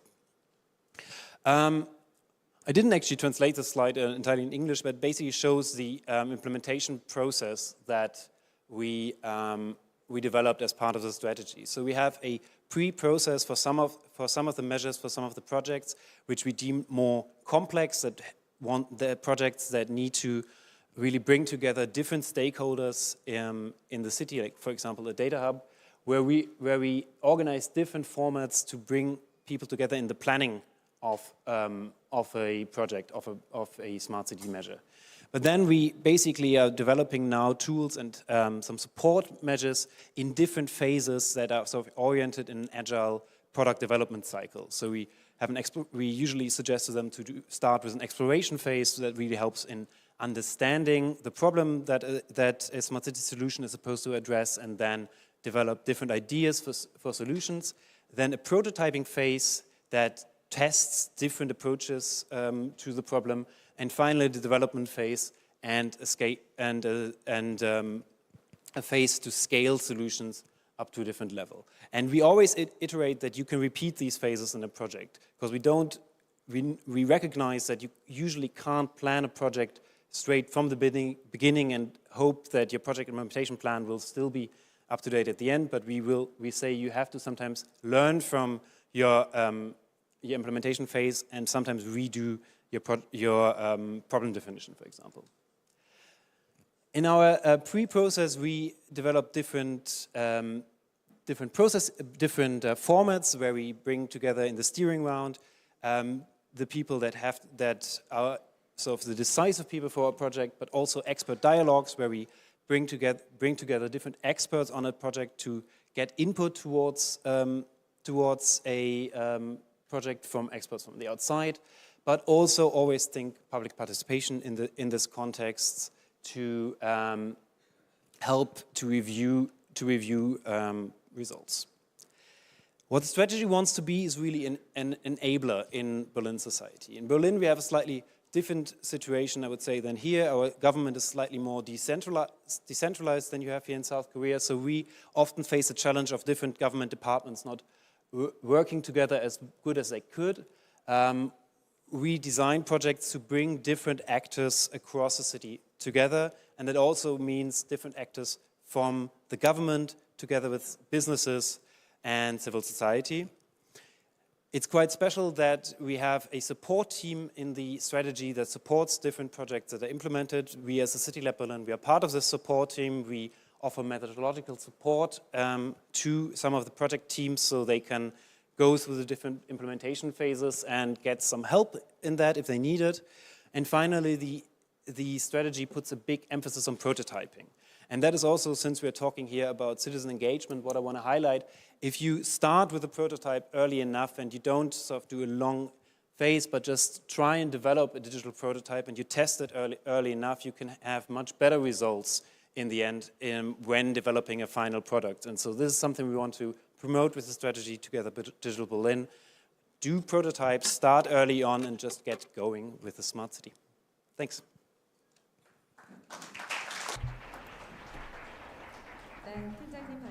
Thank you very much, Dr. Krause, that he explained the participatory approach and the prototyping and the testings have been very systematic in Berlin. That it was a very great lesson and insight for us. 마지막 발표. Then let me give you the introduction about the last presenter. He is the Jong-hoon Lee, the professor of the Yonsei University. In the Smart City Living Lab, he is taking a very important role. He will talk about the driving smart city development through citizen-centric living lab. Please welcome him with a big round of applause. So I'll be moderating the panel sessions. I will speak English for the presentation so that everybody from Germany can understand as well clearly. As I told you, I've been running the living labs in IFEZ area in Incheon area for last 5 years now, working with the private sectors together to actually become one of a kind of a test bed for the smart city development as well. So I'm going to just sharing with what we are working right now and what are the kind of perspective that we have on the citizen engagement as well. So I will introduce with some principles and some use cases and then some challenges, and I'm sure that our panelists will be shared some of our experience from Germany as well as some Korean experience as well. I've been working on the Smart City Index report for the last 7 or 8 years. We try to kind of view a lot of how the cities are actually digitally transforming over the years. And currently we are working on the 2024 and 50 cities actually included as well. So we are analyzing with the 8 or 7 perspective. Of course, the Living Lab is the one of how actually law will be generating the urban innovations and how the citizen will be engaged on that Living Lab project will be critically important as well. And just sharing some clips of how the Korean smart city projects are working, that Living Lab and citizen engagement become one of our very central topics to getting a projects, whether it's a national bid or local bid, it become a very essential elements to actually include it in when we actually doing the project right now as well. And that has been very changing the mindset into the more citizen-centric smart city development from the technology-driven smart city as well. So very excited to see, and we published in 2022 report, and more than 500, including from the friends from Germany, is also request this report to actually have a look at it as well. So I'm sure to share these things later as well. But among this report, we try to identify some of the very innovative projects for each city. So in that report, we analyzing about 31 cities around the world, and then we found 140 projects among that is very innovative projects with a mission kind of base projects that especially focus on the business model. Sorry about this color, but I think the creating the new business model was very important for that motivation of that project. And then about 152 projects are actually driven by the Living Labs as well. So Living Lab was actually set down there to actually driving the innovations together as well. Most of them are transportations, and the energy and environment was the focus there as well. This Living Lab phenomenon becoming very popular in Korea as well. And we actually use a Living Lab to actually bridging the technology and people together, how this technology will be changing our way of life. And of course, through that co-creating process, how we can improve the business model, or whether this technology can be provide more in the a safe landing zone as well. So Songdo has been very blessed to actually running this kind of a very interesting kind of services, including mobility services to various of different kind of services right now as well. And Living Lab, we think is as more kind of, although a lot of definitions there to citizens are actually engaging and generating ideas, but I think we are more focused on how different startups can be actually engaged in this test bed and how this can be harmonized with the citizens together to improving the services, improving the kind of policies in order to actually making this kind of more in governance, establishing the governance for the new technology as well.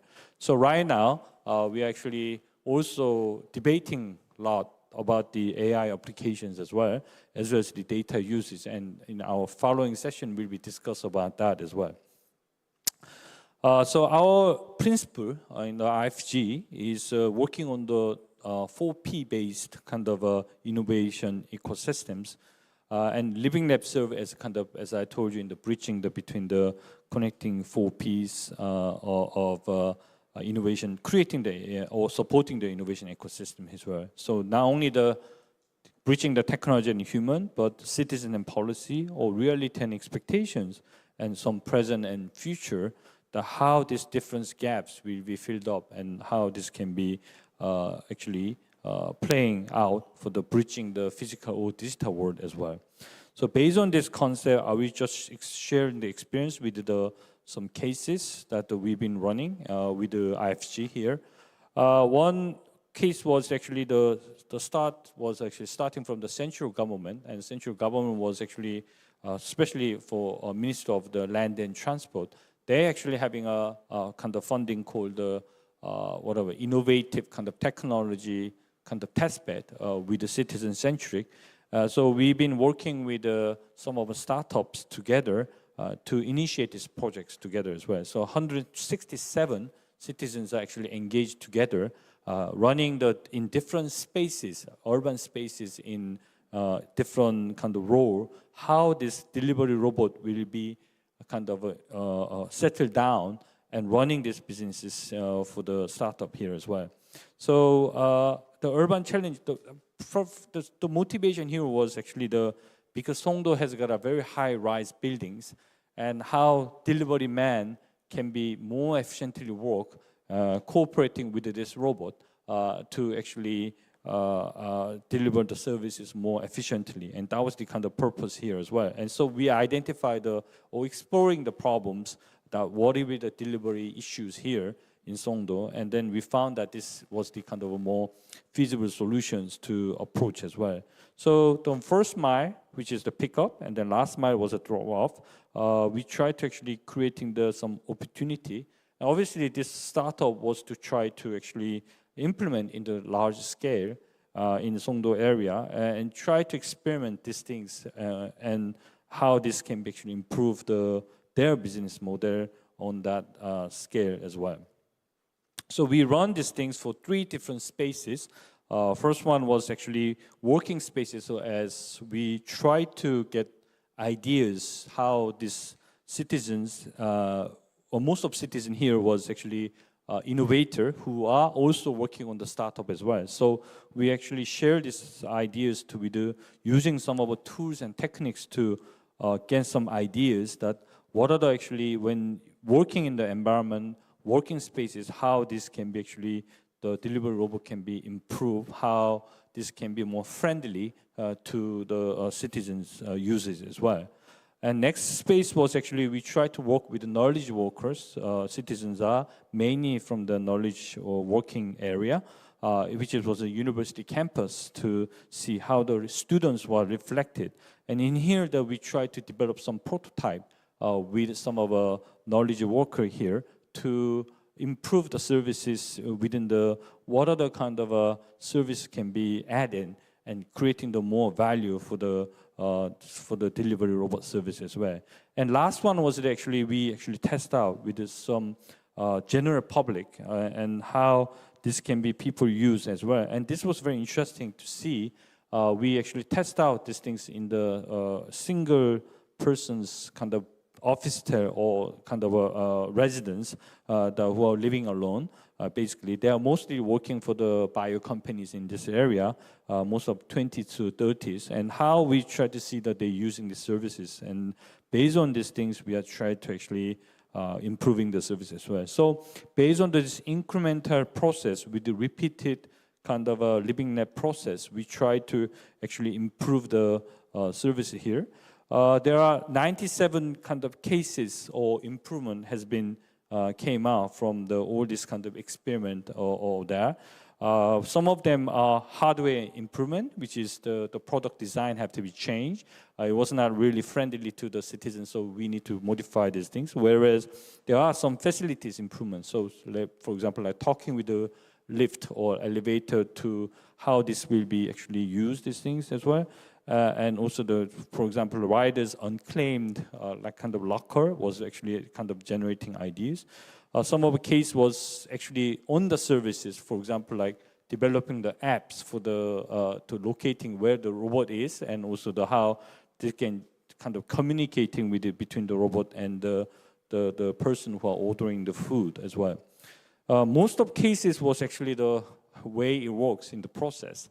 So this was actually trying out with the different environment, how this can be actually improved in terms of the environment as well. So based on these things, our indicators was actually how these are adopted and changed in the short time. And the company was set goals, whether it's a medium term or medium to long term or long term, they actually decided and tried to actually improving their business model to include improving the usefulness or usability or easiness and safety as well.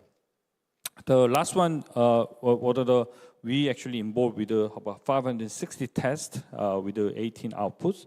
Also, we tried to actually implementing some of the ideas that we actually adopted by the company, and they actually was really kind of didn't realize that, especially in terms of process, I think they realized what are the process need to be redesigned for when they're actually working together as well. Another initiative after the following year, this year, starting from this year, we are trying to hosting the startups to do this same repeated process together with two different companies. We are working together right now to do this test out as well. But we actually first just finished about 3 weeks ago. We wanted to find what are the kind of urban problem or urban challenges around in this area as well in IFEZ. So we've been actually trying to identify some urban problems which can be resolved by some of the small, medium, or even the outside of Korea to actually resolve these problems together. And that was the kind of one of the approach that we tried to take one of a phase. And now we are moving on to second phase to some of the problems we can actually try out with for example, like better works out or using the smart shelter to actually demonstrate these things and how people are reflected and what kind of improved services are there as well. So once we define the process, and we now try to exploring stage right now to improving how the different kind of startups can work together with us and engaging citizens to review on these things together as well. And based on these things, we think that citizen as a kind of urban data expert, or we can actually training the people or citizens to doing. And during this process, living the process, we actually try to using our data to show them and try to actually creating some of a common kind of ideas or sharing the experience together. Even some citizens can actually, we try to build up data together to actually realize what are the actually kind of a lot of collective intelligence can be built up to come up with some of a useful thought and think as well. Using these things, we try to using some of our online platform because during the pandemic time, we try to use the kind of need of this kind of platform together. So we try to develop the platform together to make the citizens more friendly, that they can actually do the idea generation, not only on the physical places, but non-physical places as well, with some other offline time as well. So that was the kind of a motivation here, that we are working, again, developing the platform together, which will be complemented with the Living Lab process as well. I got 1 minute left, so I wanted to conclude these things. And there are 5 factors that we think is very important, and I probably think that we need to actually share these things together as well. We wanted to see how we're going to embrace or how we're going to train these innovative citizens, how citizens will be changed their mindset and using this kind of tools and techniques to understanding these users of services and how it can be. Again, the tools and technique becoming very important role nowadays, especially how this can be assisted to, providing or supporting the Living Lab process. And that, obviously, the leaderships is very important for local government, how Living Lab can be funded and how this will be more sustainable to go with the citizens together, identify some startups to actually come over and work together as kind of using these services as well.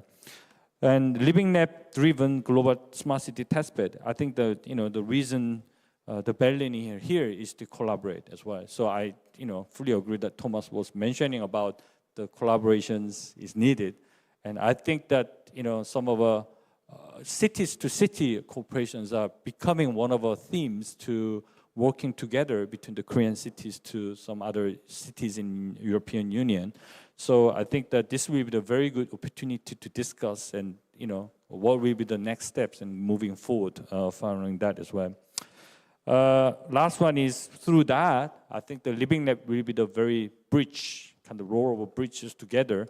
I think the CityLABs and the Living Lab here will be the ideal working partner together to come up with some of the initiation or project initiatives together as well. So I believe that it is turning into innovations to daily life. How citizens in different regions will be there will be very, very exciting kind of a initiative to work together as well. Thanks for the listening. Thank you. 네. Thank you, Professor Lee. So now we had the last presentation. Then we will have a panel discussion from now on. So he talked about the Living Lab experience and the lesson learned. Then we will start the panel discussion from now on. Then let me invite all the panelists onto the stage. So Professor Jung-Woo Lee will become the moderator for this panel discussion, and all the speakers will come up, and the Benjamin Seibel from the CityLAB Berlin will be on the stage too. And also Kan Lassman from the Berlin City will join the panel discussion too. Then I will hand over the microphone to the Professor Lee. Thank you. Thank you very much. We have a timer in front of me, so I'm so pursued by the timekeeping. So I was in a hurry a lot. We have the 4 speakers from Germany, and let me start the panel discussion. So I am asked to be a moderator of this session, and the topic of today's symposium is the smart city's key factors. Smart city is the key word from the 2018, and we have all projects, and we have a pilot projects, and we have a demonstration project in Sejong and in other cities. So maybe we can share what kind of success factor we had in these projects. We already introduced the panelists, so that without the introduction, let me go into the question directly.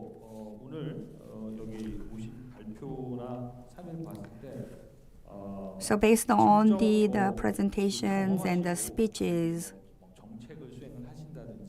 I believe that you have experience and also the policy making, or you are involved with the citizens, and you also had a project based on the AI. So while you are conducting this kind of project, I believe that you must have a lesson learned. So I'd like to ask you what kind of lesson learned you have in these projects. So at the national level, Kan National, the team manager, you lead the smart city projects of the Berlin. So what kind of the lesson learned or what kind of characteristics of the projects did you have? Can you give your the takeaway from your projects? Thank you. What we found out in Berlin is you can't proceed the way to become a smart city without the citizens of Berlin, as we showed you today already. And when we asked the Berliners, what are your needs to a smart city, it was loads less technological as we thought, or as we all, as smart city experts, may think. So basically, the theme or the topic of a digital divide is a topic that especially the people from our Citizens Council brought to us. So this is one of the lessons learned. Smart city is lots less technological driven as it might be. 벤자민 께서는 어떻게 생각하세요? So what do you think, Dr. Benjamin? So you can talk about it from the CityLAB perspective. So when you engage with citizens, and what challenges did you have and what lessons did you learn? Yes, actually I can add to that. My experience was really similar. There is a saying in user research that's very simple. It says, you are not your user, and whatever you think is right might not be what the people you work for think is right. Understanding citizens' needs or understanding user needs in product development might look very different than you think. It might look like building empathy at first, understanding the life worlds of different people that can be very different from your own. And this is why it's so important to include various people in the very beginning, also as Niklas showed, approach them even if they don't approach you, and really understand how different the perspectives and life worlds of people in the city actually are. So what about Jackie Ma? What about your opinion to these questions? Yes, so I can only agree with what has already been said.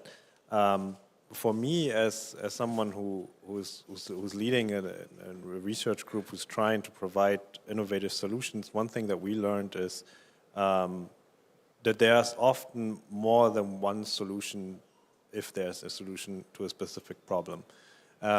And you should always keep this in mind, and you should always weight them in some sense, and also think about which events are more likely, which events are less likely. So in general, to have a more agile thinking process about solving a particular problem, because in the end, what you are thinking is with high probability not the optimal solution. So you will have to be open-minded. You will have to learn from other experts. The problems that we are discussing in Smart City are not problems that one expert group can solve. You always have to engage with other experts, and thereby you also learn lots of new things, which is important, I think, if you want to develop innovative solutions that are actually applicable in our daily lives. Nicholas, can you share with us?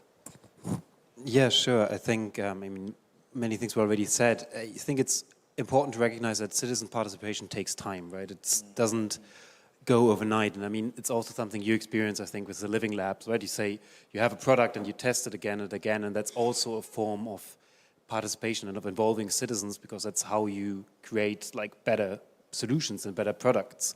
And sometimes that can also mean, however, to kill a product altogether. We did this several times at the CityLAB, because we are a prototyping lab. So sometimes we develop prototypes. After 3 or 6 months, we found out that this doesn't work, this doesn't have really a demand, and people don't use it properly, and then we just discontinued this project, and that's okay. And I think this culture of what we could call failure, right? Like should be part of a smart city. We need to be able to try things out and make them make them better for citizens. And if they don't work, we can also discontinue them.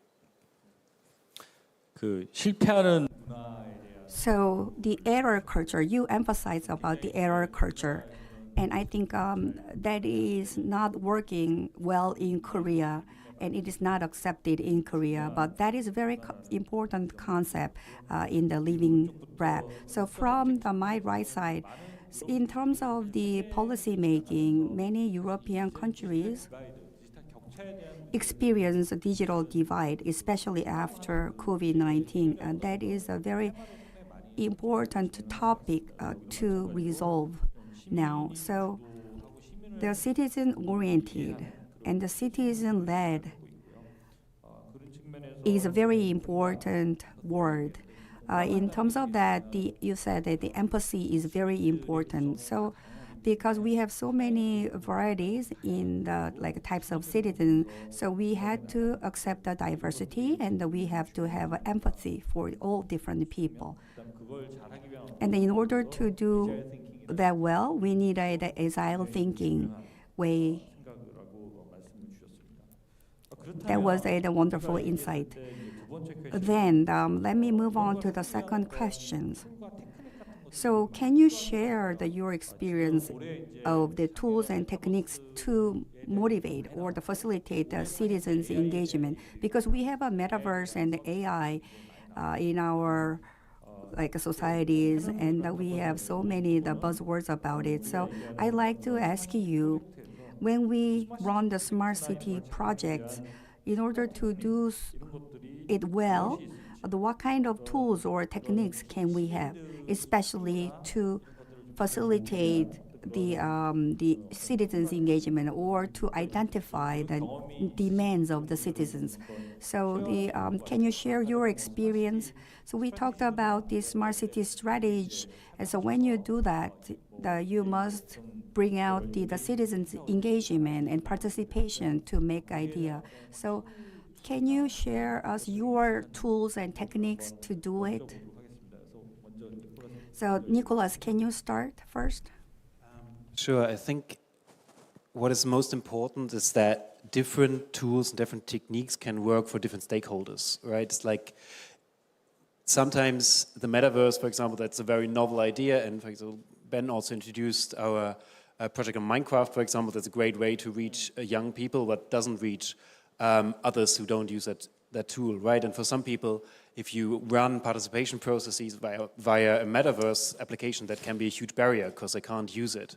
As I said, in the pandemic, we ran online workshops and online consultations, and it was very good then because we were able to connect with people despite them sort of staying at home. But nevertheless, even in those situations, we did interviews with some groups because they wouldn't come to our workshops and we couldn't invite them. And also, with some groups, it wasn't feasible to organize a workshop.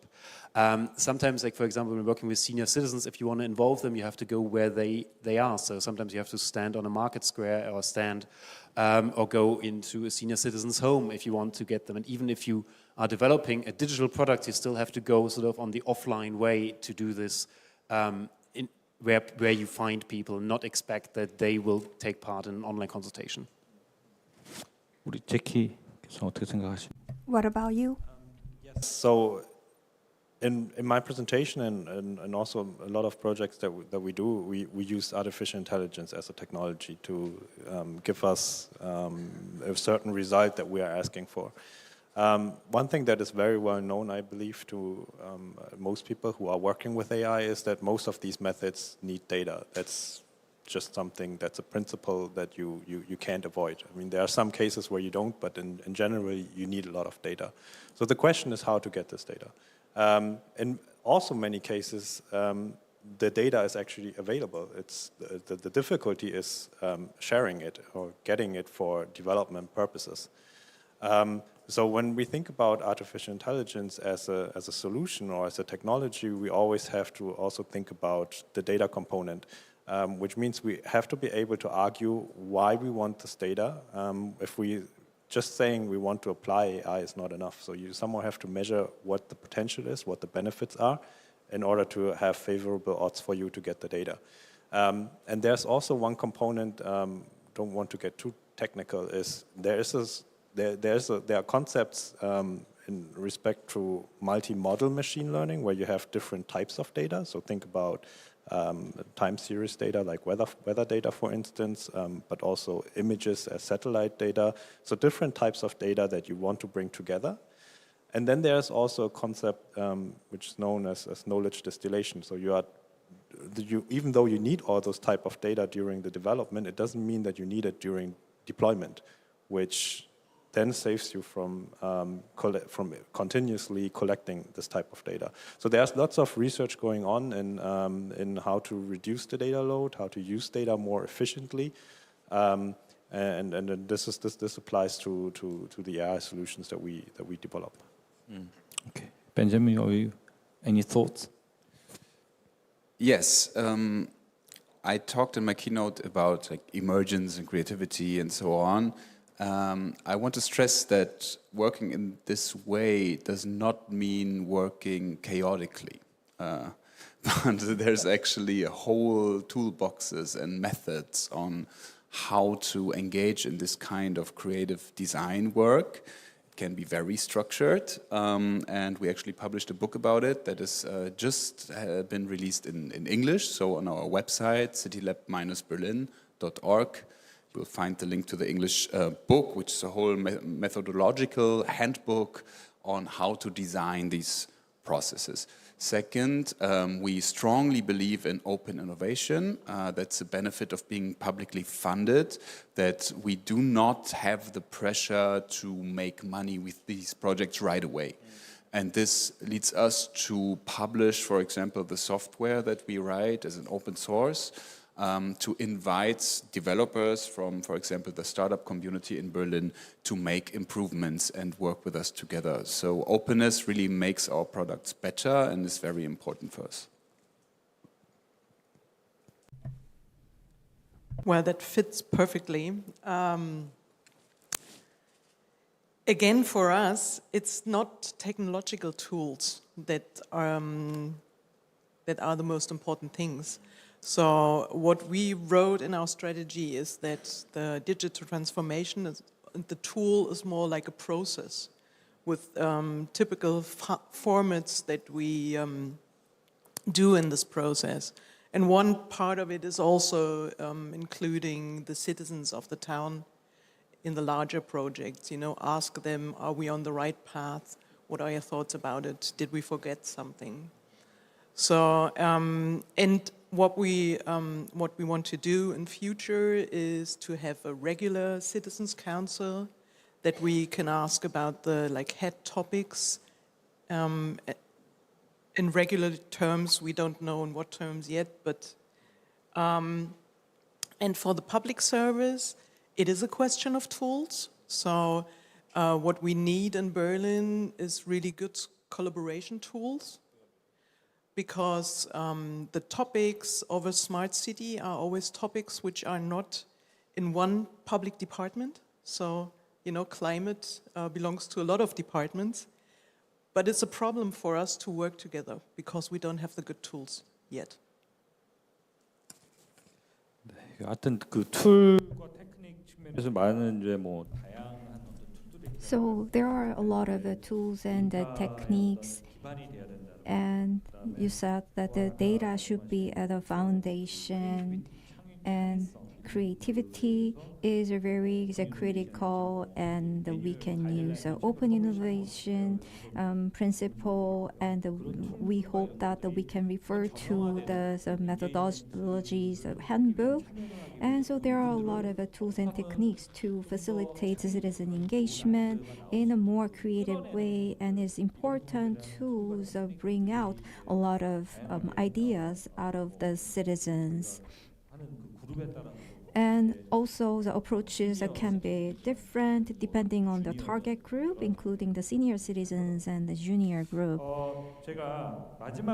And I prepare the last question. So for the panelists, so we are engaging in a lot of smart city projects, but there is a lot of talk and concern about the sustainability of the smart city projects. So what are these challenges and the requirements we need to meet in order to make smart city projects sustainable and to expand and scale up the projects?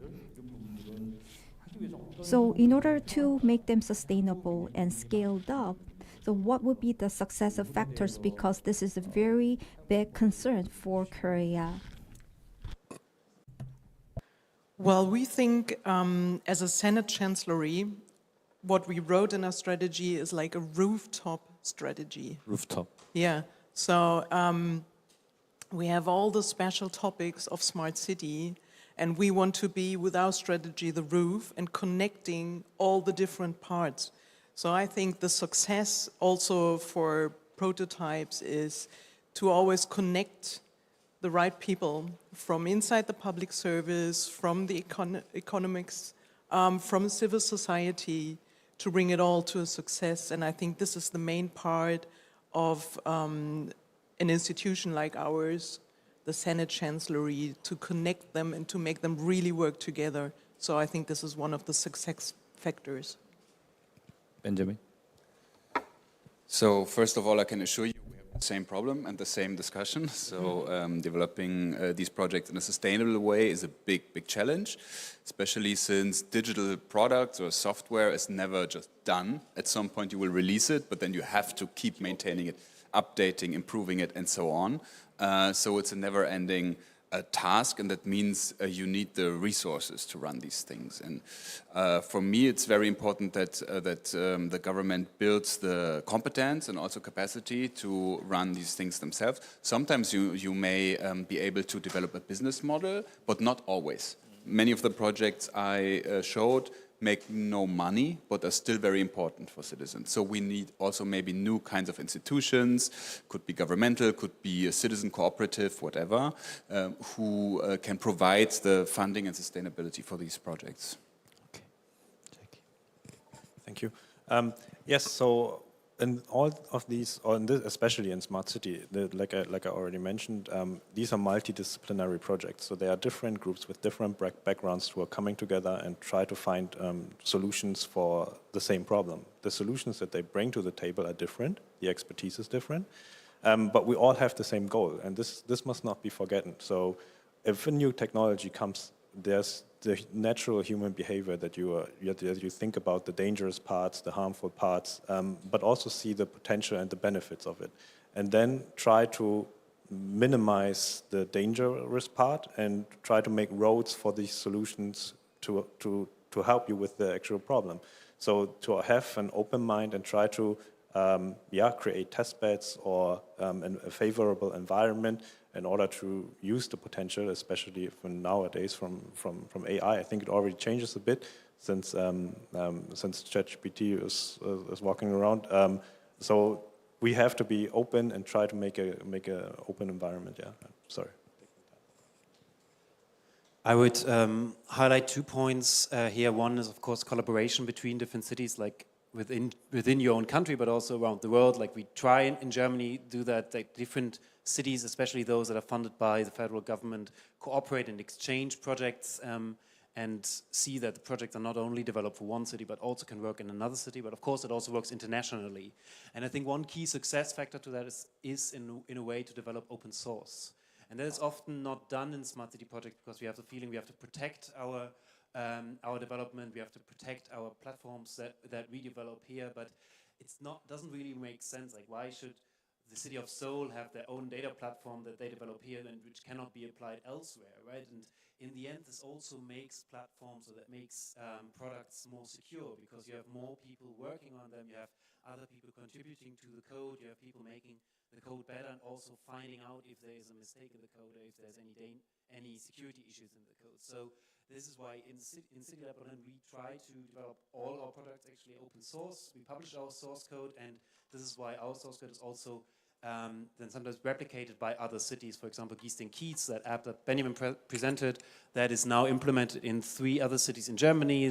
Like Paris is looking at implementing it. Because the source code is open source, they can look at it. They can also run it in their own cities, and they make the code better. We have, because of them, more contributors to the code, and that will help us in developing it as well. 패널 시간이 너무 짧은 것 같습니다. I think the panel discussion is too short because I want to go deep. So I'm so regrettable that we don't have much time to talk about. So we talked about the scale up of the project because you have all different departments inside the city. So making the culture of the collaboration and the making a protocol is very important, as you said. And especially the most frequently talked is the open source and the openness, like using the open source code so that the other city can use it. So we need this kind of open innovation that can be the success factor. So that's the idea you shared with us. I believe that's very similar situation as the Korea. So we found the common ground. Now we are already behind the schedule, like 2 minutes. So we think we have to wrap up. So once again, I'd like to thank you all for participating in the panel discussion. And we talked about how the engagement is important in the smart city project, and we can learn a lot from the German cases. Thank you for listening. And we will see you again in the second session about the data governance. Thank you. Thank you so much. And Professor Lee wonderfully moderated the session with a great insights. At times fled so fast with a lot of good opinions and answers. And it was a very meaningful and insightful discussion. We could hear from these the people who were leading the smart city project led by citizens. That's the end of the session 1, and we will take 10-minute break.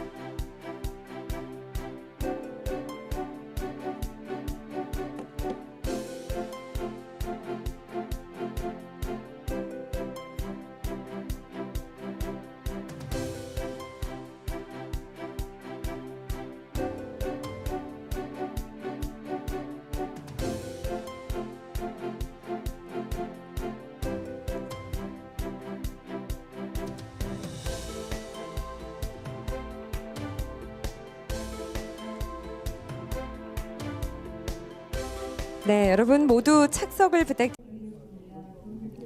And we will begin part 2 and the session 2 of the symposium. Please be seated.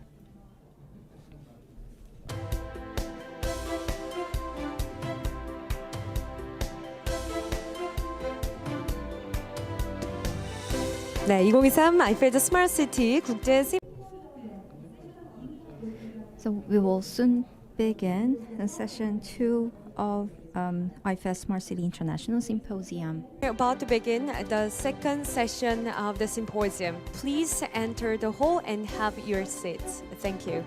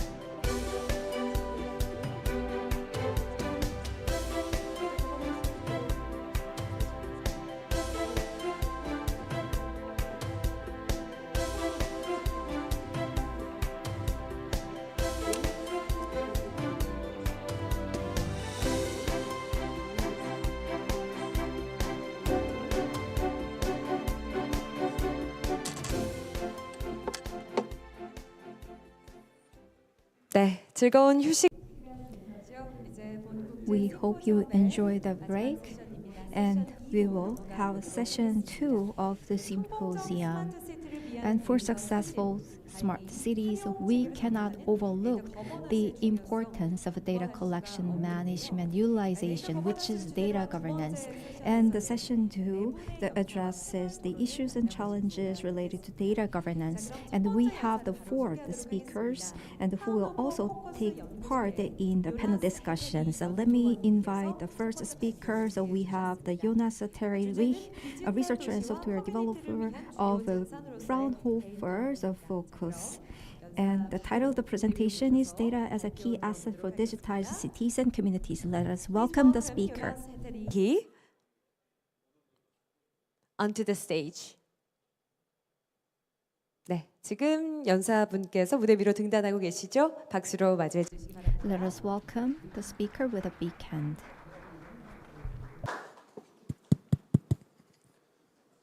All right, first of all, thank you very much for hosting this event. I'm very pleased to share my knowledge here. And yes, so welcome to my presentation with the title Data as a Key Asset for Digitized Cities and Communities. And before we jump into the topic, let's just first give me a quick introduction of who my employer is. So I work at the Fraunhofer Institute for Open Communication Technologies within the Department Digital Public Services, short DPS. And yeah, we follow various activities in the field of e-government and public IT. Our team consists of interdisciplinary people who have studied social science, UX, UI, psychology, but also lots of software engineers, of course. And we've been digitizing the public sector for over 20 years now. So let's get right into the topic. Let's jump right in. So what makes a city smart? In the end, when people hear the term smart cities, the first thing they think about is technology. But what we often forget is that technology is only a tool. It's basically only a leverage, which should make the life of us humans better. So technology in and of itself is not really, does not really make a city smart. It's about how we use it. And it should be seen as a leverage and as a tool in order to improve the life quality of the citizens.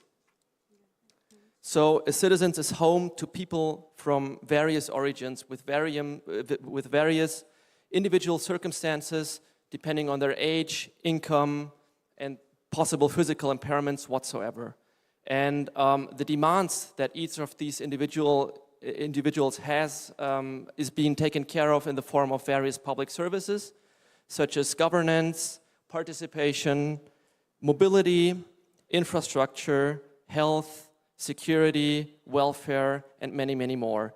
And in the end, making a city smart can be seen as a highly complex optimization problem in which the city tries to take care of all of those individual needs in a time-efficient manner and also while allocating its resources efficiently and being sustainable.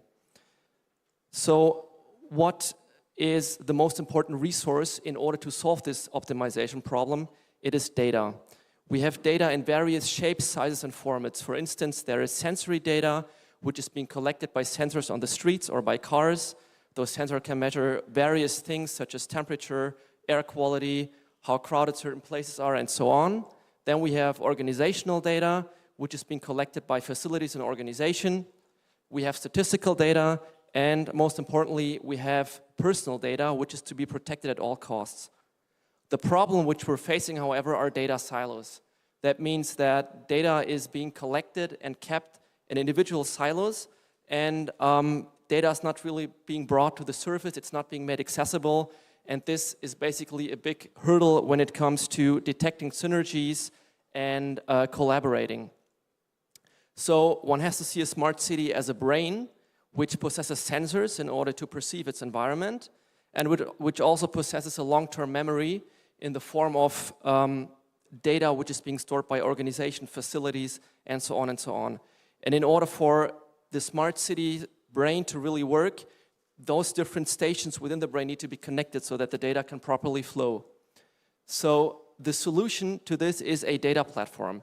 So let's suppose we have all of our different data sources, which provide their data in various shapes, sizes, and formats, and also data which touch various topics, such as, I don't know, agriculture, government data, whatsoever. And then there can be one central element, which in this case is the metadata platform. And we developed a metadata platform called Pivot. And what Pivot does is it collects the metadata of all of those different data sources. And as this platform is technology and also format agnostic, it doesn't care about the format of each of those individual data sources, and it will then restructure the data, and it will store the data within a RDF framework, so it will construct a knowledge graph out of the data, and it will then provide a user interface for users to access the data. But it will not only make the pure data accessible, it will also give the user data analysis tools at hand, which allow the user to properly understand its data. And this platform was developed within the frame of a European Union-funded project, which is called Data Europa EU. It is currently, it's still deployed, it's an ongoing project, and it's currently Europe's biggest data portal, hosting over 1.6 million data sets. And as I mentioned previously, the data is being stored in RDF format, which sticks to the well-known metadata standard DCAT AP. And as you can see on the right side on the screenshot, it offers a dedicated search functionality. And the idea behind this is that the user can actually find the data he's looking for in order to make better decisions based on that data. So in the end, it's all about enhancing data-based decision-making, making data accessible, and mediating supply and demand of data. So how can Pivot support public services in Berlin? So first of all, what you need to know about politics in Germany is that it's federated, which means that individual cities and communities in Germany, to some extent, are allowed to organize themselves independently from the government. And Berlin organizes itself by taking care of the different public services with individual Senate administrations. So we have one Senate administration which takes care of mobility and environment, another one which takes care of the finances and allocates the financial resources of the city, another one which takes care of social, integrational, and equality matters, another one for family and education, another one for sports and internal affairs, another one for innovation and business and energy, and many, many more. The problem, however, is that each of those individual Senate administrations within Berlin makes their decisions based on their own data separately from one another. And this basically leads to two challenges which we're facing currently. So first of all, it's about data consolidation. If you take a look at one individual administration, often the employees working at that administration, have trouble gathering the data together or finding the exact piece of data they need for their decision to make. And the second problem is that the decision of one public administration may also affect other public administrations, as their different objectives and goals often align with one another, and there are certain overlaps in interests. So it would make sense for those individual Senate administrations to share their data in order to detect synergies and improve database decision making. And this is where Pivot can come into play, and in parts already does. It can basically collect the metadata of those individual Senate administrations, bring it to the surface, consolidate it, structure it, and provide a user interface for users to find the exact data they need, and also allow other parties, like other Senate administrations, to find data that could benefit them in their database decision making. So let's get to a practical example where what I just described just happened. So we have one office which takes care of financial matters, which is the Senate Administration for Finance. And then we have another one which takes care of social equality, diversity, and integration matters. And obviously both offices manage their data separately, but the objectives of those two offices are aligned with one another, or there's a huge overlap, especially when it comes to the distribution of social welfare. So what we basically did is we brought each of these individual Senate administrations' data to the surface using Pivot. We offered them data visualization and analysis tools in order to better understand their data, and we helped them to share the data which is meant to be shared, so that those two Senate administrations could actually collaborate with one another and enhance their individual database decision making.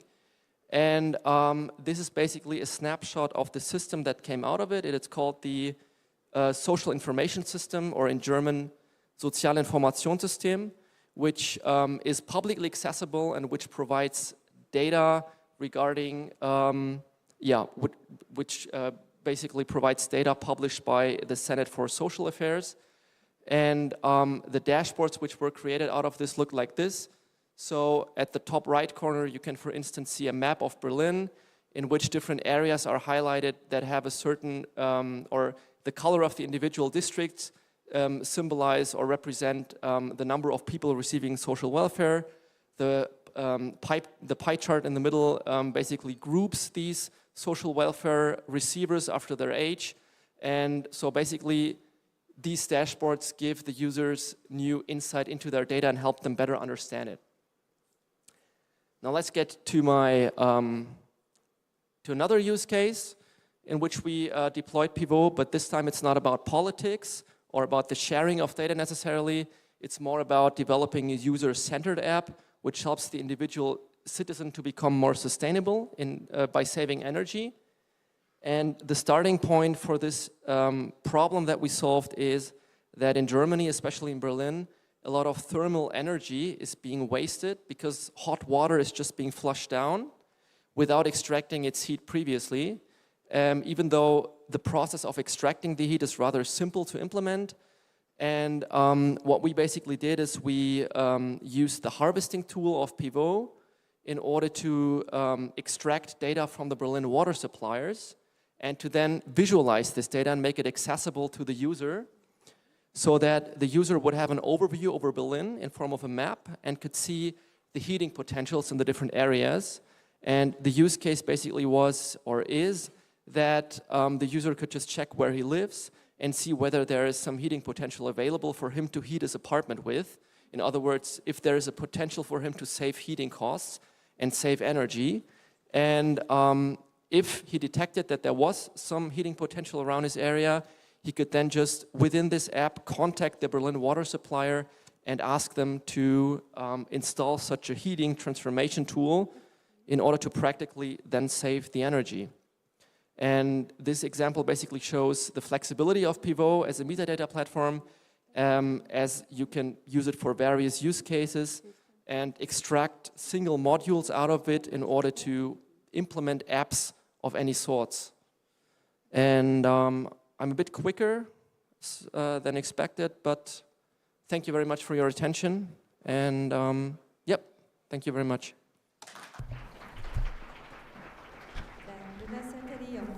Thank you very much, Dr. Jonas Satterich. And we are going to hear more from you during the panel discussion session. 발표자. Next presenter is Stefan Hafken, who will talk about the Tegel project, which changed the old airport to the special area. He will talk about the data governance in Berlin TXL and the future hub. Please welcome him with a big round of applause. Hello, thank you for the invitation. Thanks for this great event, and yeah, thanks for all the speakers in advance. I think we got enough for the discussion later on. I just want to show you the project about Berlin TXL, the Tegel Urban Tech Republic. We're a developing company in Berlin, funded by the land or country of Berlin, and I want to show you what we are actually planning there, because we are aiming to build up a smart city. Therefore, I want to start with the history, just a short view in the past. We're responsible for the redevelopment of the former airport Tegel, which was a famous airport built in the 70s because it was an airport of short distances. We had the opportunity to come from with a taxi, you could arrive, and with 40 meters, you're already in the plane, which is quite a big difference when you think about airports at actual times. But what is relevant for us is that this airport was built in the 70s, and the 70s were a future optimistic time, and we wanted to transport this future optimism and this ideas of a bright future and a good future also to the new district that we are developing there. As you can see, the city of tomorrow that we are building there is a wide range of big projects that we are developing. Maybe not as big as Songdo, but for Berlin case, we are one of the biggest projects in Europe dealing with smart cities. Just to give you a short overview of what we're talking about and how we develop it. You see on the right hand, the Schumacher Quarter, which is like a housing residential area. We will build up 6,000 houses there. Then we have the Urban Tech Republic, which is our core, because it is the technology and innovation park that we are aiming for. I've seen a lot of ideas and a lot of similarities that you have here in Songdo and in Seoul, dealing about data and connecting this data and using this data for innovation. And the Urban Tech Republic has a campus where the university is going. We want to have startups there, so also a good relation to the startup center here.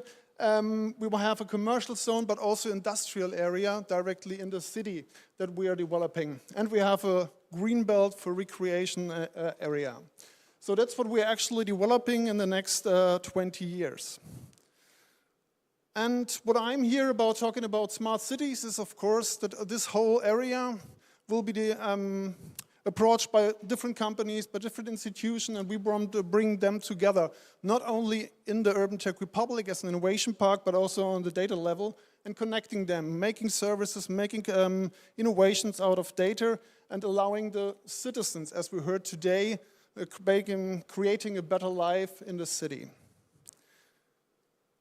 So on the one hand, I'm responsible for the Future Hub, which is our data competence center in the Urban Tech Republic, and we are building up the digital infrastructure. I didn't bring too much details about the infrastructure. If you're interested, then you're always welcome to contact me later on.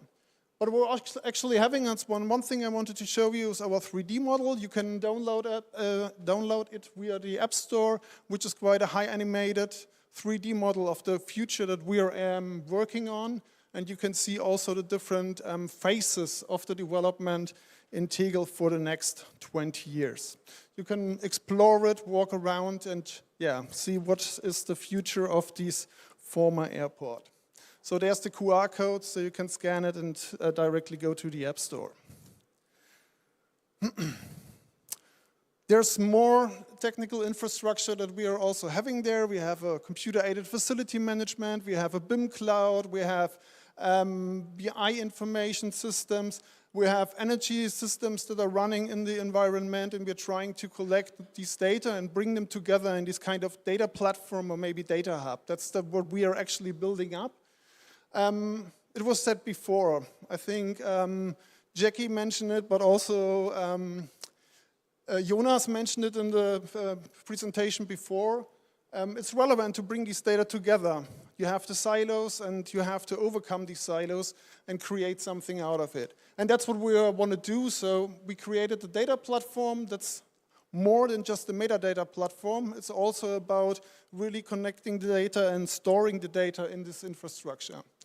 The data hub that we are working for is for combining the data, analyzing the data, and then also bringing these in different use cases to life. This data platform that we built up, because we're also a public entity, and we build it up also as an open source framework. You can, the idea is to replicate it. So if you're interested, you can have a look in the GitHub repository and you can use it, you can install it and work with it. It's based on the European Union public license. So we are also following the idea of openness and making this infrastructure available for other colleagues and other cities. Actually, we are in cooperation with a lot of cities in Germany. To mention 3 or 4, I think, are written there, who are actually working with these infrastructure as a sandbox and trying to implement it in the next years. And that's a good idea for us to, or a relevant idea that we are cooperating not only in the city of Berlin, but also on a municipality level over the whole country. And also we are dealing with other departments of Berlin who are also dealing or using this infrastructure or the code that we are developing for their projects. So we're creating a community using the infrastructure, building up the infrastructure on open source basis. And when we talk about the data governance, I wanted to show you what we are actually doing there, or what is our approach about making the data available for collaboration that we've heard today, how you can collaborate on the data, and how you can use the data. One policy or one point that we are the data using for and we are aiming for is to give this data to the planning authorities and to use it for operation on our own level, because we are more than 100 persons working in our company. We're needing all the data with all the companies we're working with, and so there's the need for actual planning data, actual information, and so we are just bringing these data to, for the operations on the daily basis. On the next level, we're dealing with this data for innovation, so we are aiming for the startups that will be there in the Czech Republic in the upcoming years. We're looking for a data marketplace, and with this data marketplace, as it's shown here, as I heard, connected to the startup center, we're trying to invent and to support startups, but also research institutions that are going to be in our urban Czech Republic.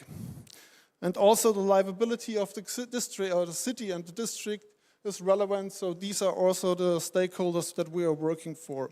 And the next thing is resilience and sustainability, also in an ecological level. That is the thing that is relevant in urban development, and that's what we are presenting for, or using for everybody. This data platform, or the data governance that we are developing, we have defined the responsibilities, because I think the data governance is like made on the one hand on the policy level, as I mentioned it. The second is the responsibility, so we define data stewards, data owners, but also the data management team who are actually working in our company to organize this data. And the next thing would be the processes about data discovery, data integration, and data management. So that's how we define the groups and also the processes in the daily workflows to improve the data, but also to secure the data and make the data on a relevant for our stakeholders. So I wanted to show you the data strategy that we came up with last year. We defined the different roles, as I said, responsibilities and the processes in the data strategy. And for us, it's important that we have these kind of data owners and data stewards. And everybody who's working on a data set, he's going to be a data owner, meaning he has the responsibility to give the data management team the right and correct data. And that's an implementation phase, or that's a relevant role that we are actually defined for the company, and we are working on for building up the data stewards, which are up to 10 persons who are just owning and organizing data on a team level. And then we are actually, just to get you an impression how we are working on the data management teams, who are 5 persons who are just organizing the data for our data environment, creating the data and just taking the data and bringing it into the infrastructure and making it accessible, but also visualized for all the users. So that's the data strategy that we defined in the first step. And then, as we heard today, in different presentations and also in discussion, it's relevant to open the data, to make it accessible for the different stakeholders. And we think, especially when you talk about the urban Czech Republic, which is like this kind of innovation place, we think that open data is really relevant to increase the economy there, to make it, to support startups to create new services and to make the innovation coming out of data. Therefore, you need it, this kind of open data, because then you can combine it, and you can work with it, and then you can really spread the ideas and come up with new solutions and ideas. So for the urban Czech Republic, it's really relevant to make this kind of open data, and that's why we finished this year. We're going to have a focus this year on unpublished data, and then in the next year, as Jonas mentioned it before, we are trying to bring this data on the RDF format on the public level. And in 27, that's our aim, to make up all these data on the linked open data available. And also, that's a relevant topic that we are dealing with the stakeholders, and then you talk about data security, as when you think about the shared data, meaning you have all these contracts and responsibilities dealing with data, how you can use the data, who can use the data, in which cases you can use the data. So we are actually going on with our partners, but also improving the laws and the contracts for dealing with these topics. And in the outlook, I just wanted to show you how we build up the smart city of tomorrow in Tegel. So what are the main topics that we are dealing with? And one thing is the data marketplace, that you can access it, as I mentioned it before, with all the stakeholders in the field. But not only the stakeholders in the field in the urban Czech Republic on the one hand, but also the citizens and also the people who are living in this area. We are trying to aim and bring them on the data marketplace. And also we have a concept of creating a whole network over the urban Czech Republic, over Berlin. So we need looking for friends and partners developing our big project in Berlin-Tegel. So if you're interested in participating in building or also in data management topics, you're always invited, and we would be appreciated if you come to us and talk to us later on. Our CEO, Gudrun Zack, is also here, so I think there could be relevant exchange and maybe ideas if you want to participate and be a part of it. And further on, maybe two slides before further on, we also want to go on with Gaia X topics, meaning defining data spaces on the European level to make being part of a secured and good environment of data sharing on the European level. And with these words, I want to finish and say many thanks.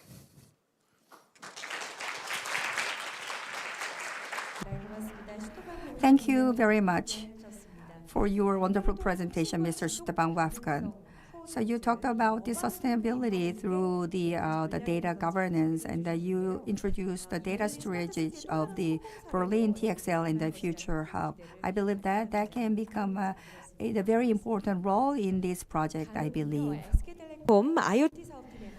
We're going to invite the next speaker. We have Mr. Park Chul-soo, so from SK Telecom, and he's going to talk about a data hub governance for intelligent cities. Please welcome the speaker with a big round of applause.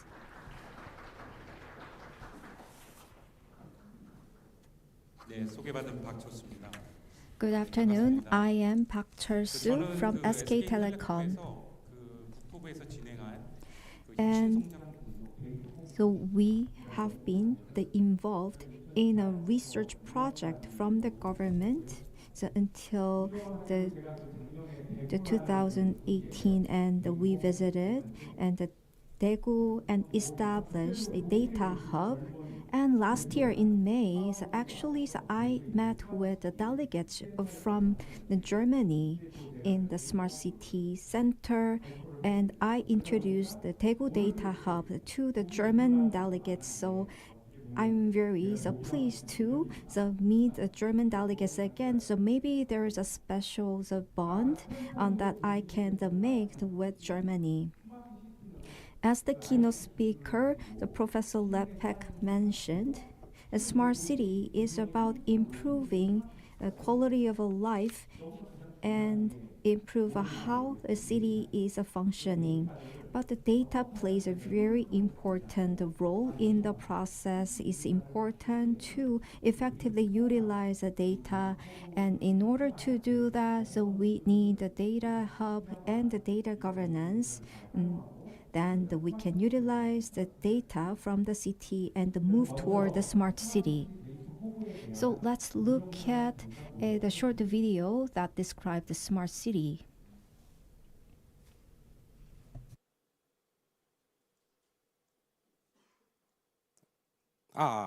잠깐 실수를 했는데 I'm sorry. Before, so we talk about data hub. Let me share with this slide. And by 2050, and half of the population will live in city, and that amounts to 5.2 billion of people, or 66%. Why do people flock to cities? When they are in cities, they will have business opportunities, and they have more opportunities to have education and do business. 10 years ago, or even 5 years ago, when I took a subway in the morning, so I could find a seat at 7:30 in the morning. However, at these early hours, I couldn't get a seat even at the 7 a.m. It means that the cities are getting crowded, that it gives inconvenience to citizens. As the cities are getting more urbanized, we are faced with many problems, even the COVID-19 pandemic, and we are also suffering from unusual weather patterns, like we experienced a severe heat wave during this summer. And I think probably because of the increasing carbon dioxide emissions in the city. Now let's look at the video on Data Hub. 안녕하세요. 미래를 함께 만드는 스마트 시티 데이터 허브입니다. So this is the data hub that creates the future of the city, and it aims to solve urban problems, including transportation and environment. It collects a lot of urban data, and the data is verified through the verification solution, and data is utilized, and the remaining data is safely disposed. After the data is proven, it is safely stored in the data hub, and they can assembled and integrated in different manners. And stored data that can be the foundation for the services and products for citizens, and when it's opened, it will make contribution to creating the new solutions. That was the gist of the data hub introduction. So the data in the city is generated in various sectors, such as energy, transportation, and environment, and the formats are diverse.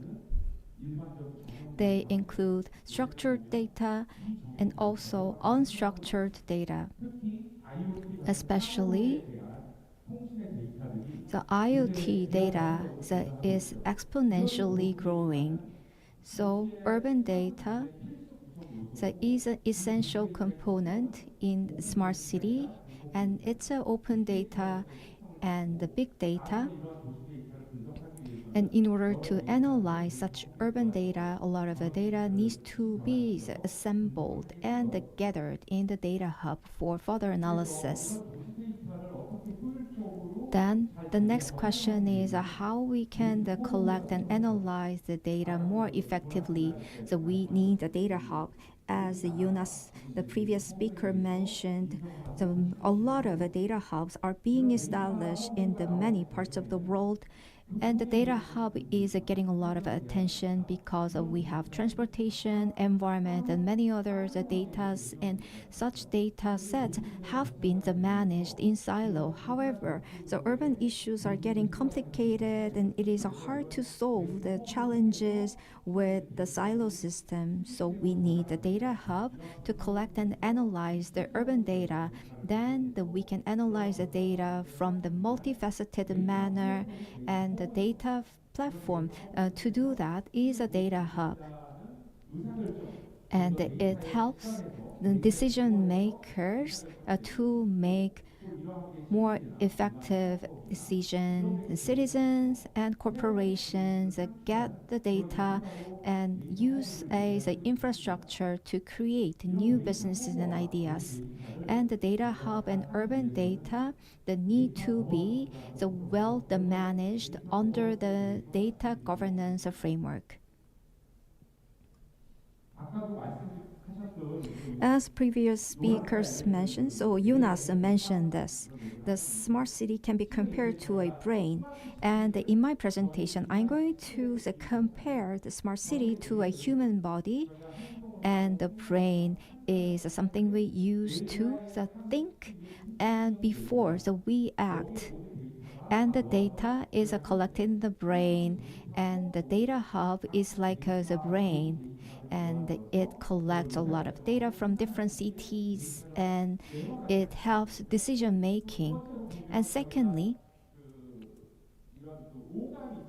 and we have 5 senses: the sight, hearing, smell, and so on. And those are 5 senses are compared to the sensors in the cities, including the CCTV and the sensors that collect environmental data and the noise data, and when they installed in construction site.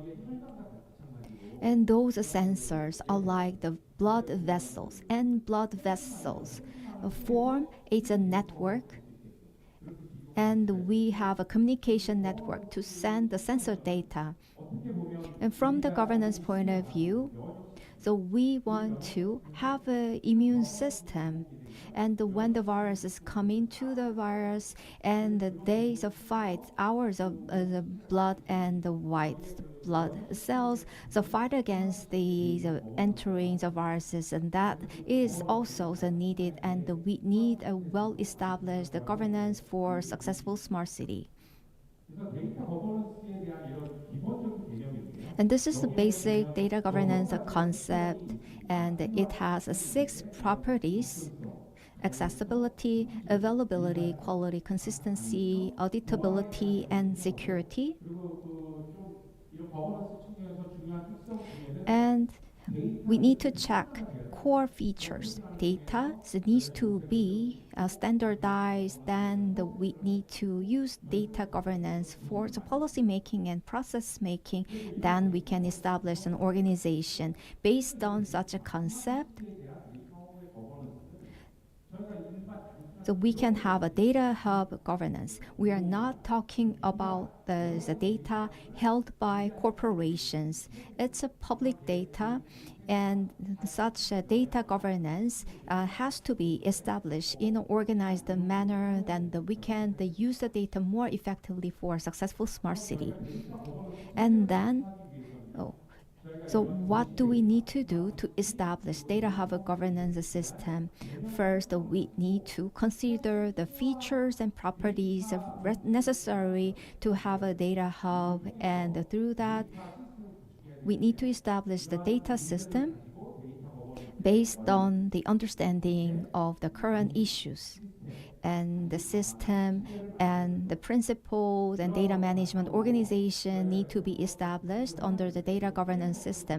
This is example framework that we established for Smart City Data Hub governance, and what's most important to have a data management principles. Those that should be in place in the individual citizens, and there needs to be a data management organization, and thirdly, a system, and last but not least, we have a data management processes, and I'm going to touch upon each component briefly. And if you look at the data management principles, what's most important is the collection area and utilization the areas. And the data is collected from many stakeholders and the data, the subjects, and we need to monitor the data flow and the processes. And secondly, the data quality is very critical in order to ensure the quality. So we need to check consistency. And when we provide data, and we need to have a management work process and the optimal data structure for efficient urban data analysis should be designed and managed. And that is a necessary step to have a proper analysis. We need a metadata structure, and this kind of the system has to be in place in an organized way. And this is a simple example. For example, there is a chief data hub officers who make the decisions at the highest level. And under the officer, there should be a data governance committee. And under the team, there are the collection officer and the quality officer. And there should be the people and the teams that manage the metadata and analysis and the data flow management. And these teams should be established. However, the cities have a different budget science, and it needs a lot of data scientists, a lot of experts.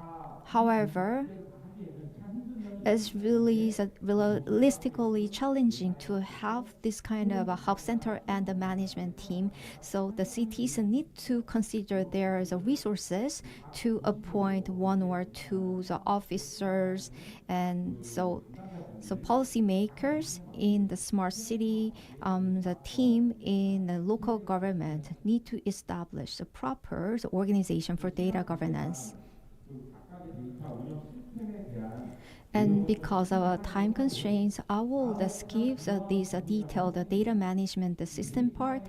And the next is data security, and we cannot overlook the importance of data security in the governance. And there's an administrative side and the physical side of ensuring security, and also there's a technology side in the area of data security. So first, we need the IT infrastructure, including the servers, network, database, and many other technology components. And we need to set up firewalls, IPS to fight against hacking, and database should be encrypted. These days, as a quantum encryption has been introduced to identify the data sets, and even if there is a data breach, we can be confident that the data will not be utilized and the privacy will be violated.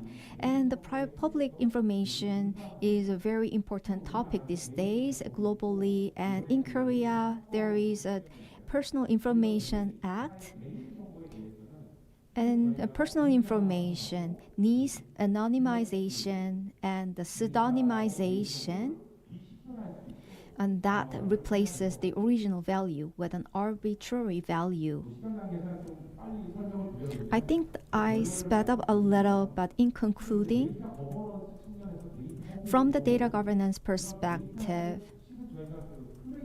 so we need to properly curate the data. So coming into the hub, we need a certain structure and a system to effectively use the data and monitor data and have a data oversight. Then we need a data orchestration. Eventually, we will be able to use data from the business perspective and ensure a better quality of life and better business of corporations. That's it from my side. And I would like to thank IFEZ and the partnering the cities of Berlin. Hope that you have a wonderful memory in Incheon. Thank you. Thank you very much for the presentation by Mr. Park from SK Telecoms talked about the experience and the insights with the data hub governance. Okay, the final presenter of this session is Hee-Sung-won, the Director of Electronics and Telecommunication and Research Institute. She will talk about the data governance in the open digital ecosystem. Please welcome her with a big round of applause. Good afternoon. I'm Hee-Sung-won, research engineer at E3, and my research topic is open data and the data hub, and along with the data governance. So my talk today is about the data management, especially for data governance.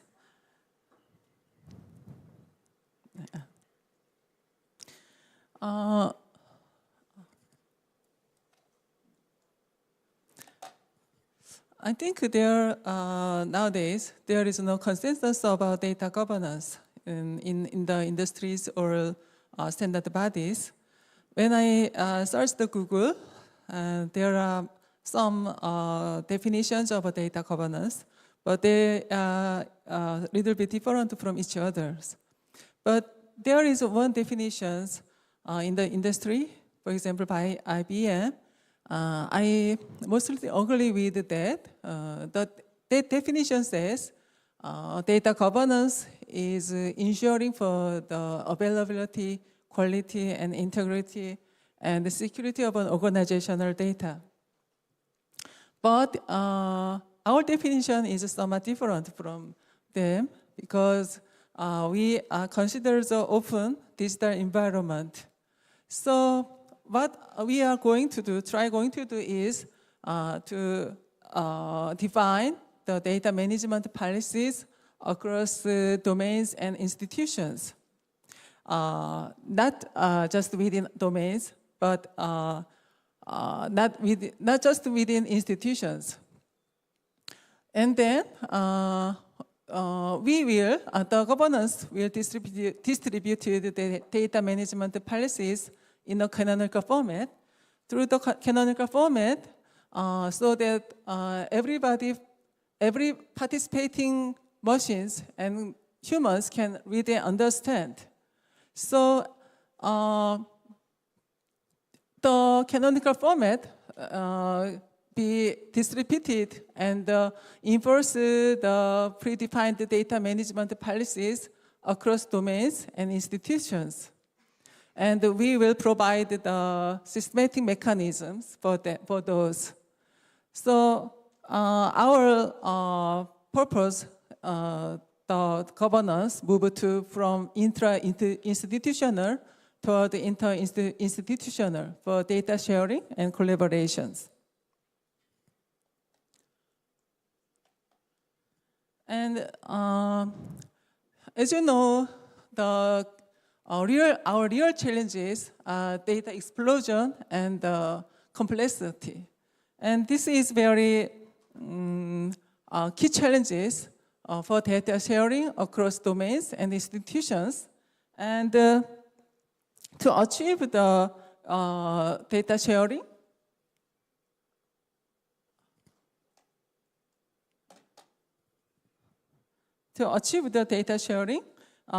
we define the governance into three categories. The governance defines the policies across the institutions and synchronizes the policies throughout the other governance systems in hierarchical structures, and collaboration with the data hubs to enforce the policies, and the data hubs shares the data through the policies. And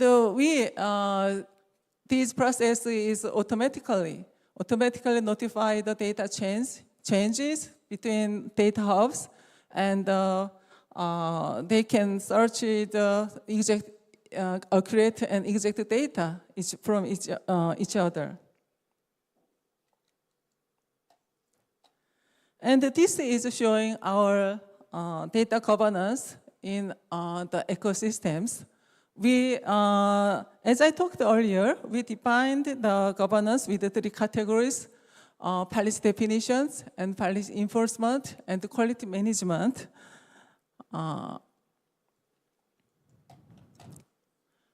This is our definitions. Our differentiators of data governance are summarized here. Enforced policies across domains and across institutions. That's our value add.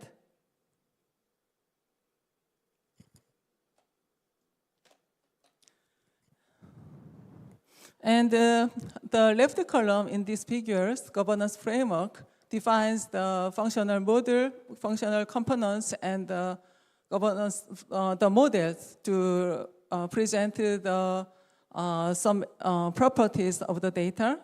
And it is implicitly distributed to the data hub and the other governance framework. And the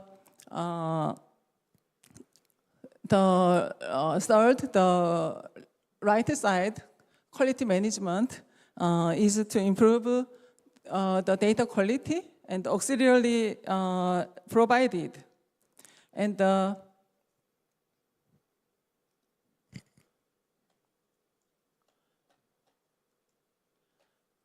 this is our governance ecosystem framework. And you can see the blue ones in the middle. This is the governance platform implemented, and this is hierarchically structured. And the policies is distributed from the higher level to the lower level. And the data hub is connected and enforced to reflecting the predefined policies from the governance. And we have chosen this hierarchical structure to distribute and enforce and predefined policies.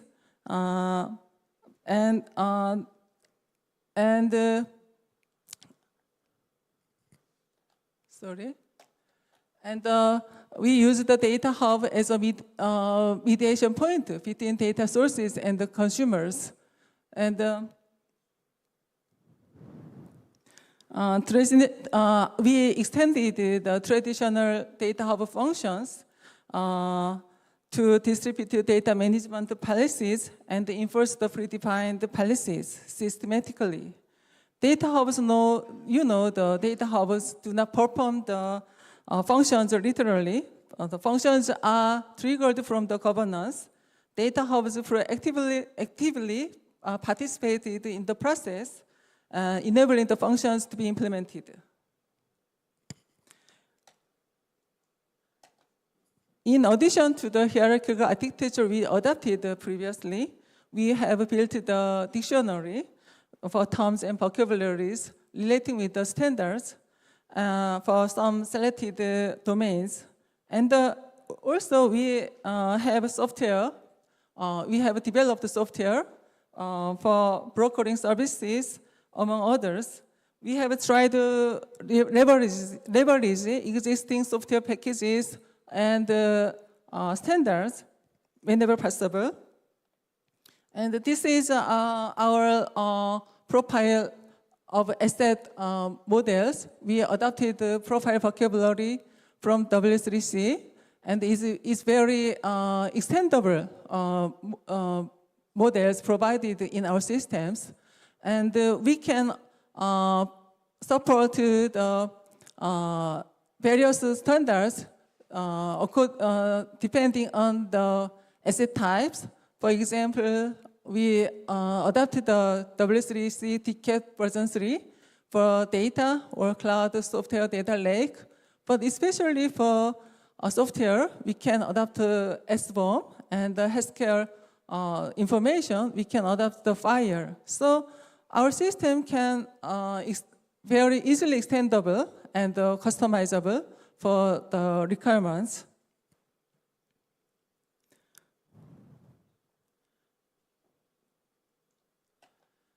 And this represents our final goal for currently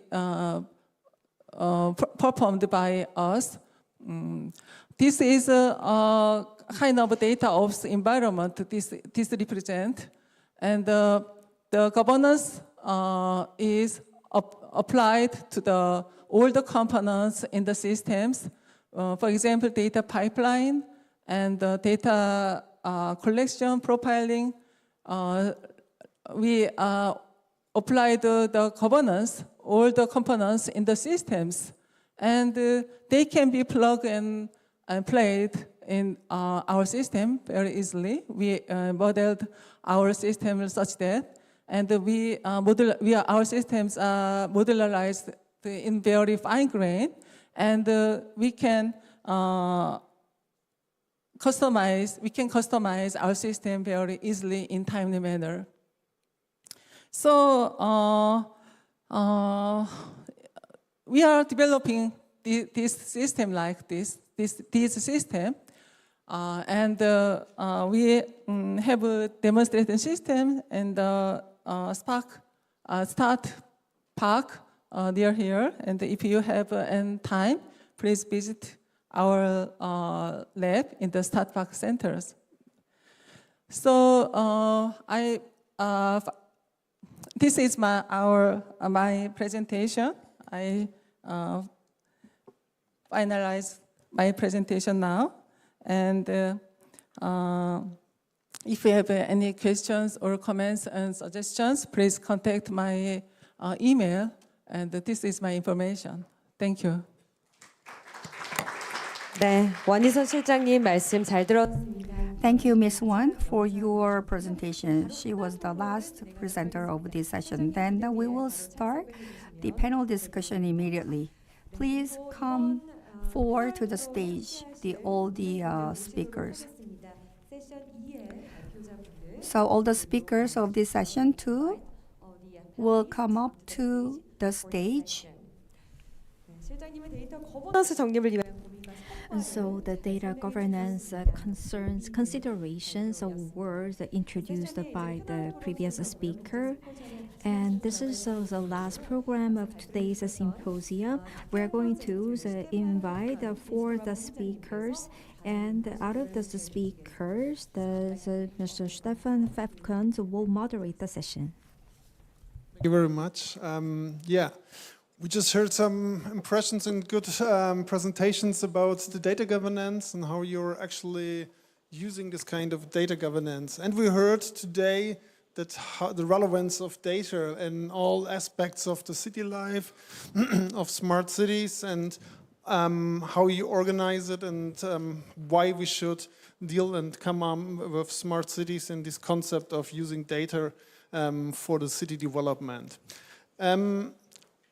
What I want to talk about, and Mr. Schmidt pointed it also out, that the data is so relevant and that we should use it. What I wanted to know, make a deep dive, is about how data governance plays a crucial role in implementing the concepts and improving the cities that we're actually dealing with. This phase, or this step, we heard a lot about collaboration today. And this, Mr. Park, I wanted to ask you, and maybe you can point it out a little bit more. We have the data, we have technologies, but we have, the challenge is to bring this data to life and to make it accessible for collaboration. So maybe wanted to know from you, what is the important part in data governance to bring collaboration to make this data available? Maybe you could point it out a little bit. Thank you for your question, Stefan. And collaboration is really critical Let me take an example. In Daegu City, the safety analysis service was developed using Data Hub. It was a convergent service, and the police agency had to provide and the crime report data, and also we needed a floating population data, environmental data, and the building data. And then the police can create a route for their surveillance agent activities, and we could install the CCTVs in the more optimal positions. However, the crime reporting data is very sensitive data, so police could not share the data in an open manner. But collaboration is very important because we want to use the data to improve the safety of the citizens. So very bold decision had to be made to allow for collaboration and convergence of the data. And these days, the violent crimes became an issue in Korea and affected many people's lives. And we want to improve the life of citizens and safety of the citizens by utilizing data. So collaboration is that important. And on top of the structure, the leaders need to make the reasonable decisions with a lot of commitment.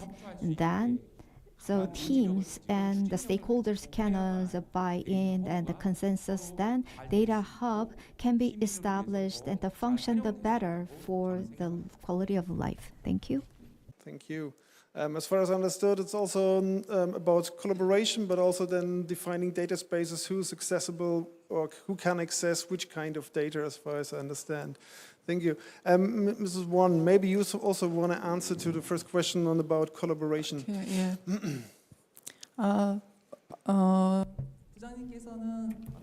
So Mr. Park talked about the collaboration in society, but I want to talk about the collaboration between the systems. In order to share the data, we have to know the location of data. We have to search, but usually we search the data through the data catalog. And the catalog is a very important function of the Data Hub.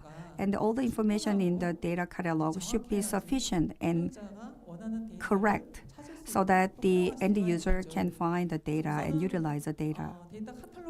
So the exact information should be collected in the data catalog. So we have a metadata to find the data, and we have a raw data information should be also included. And then not only the grammar and the artificial information should be included too, so that we can use them in the other area. So this is closely connected with the data governance.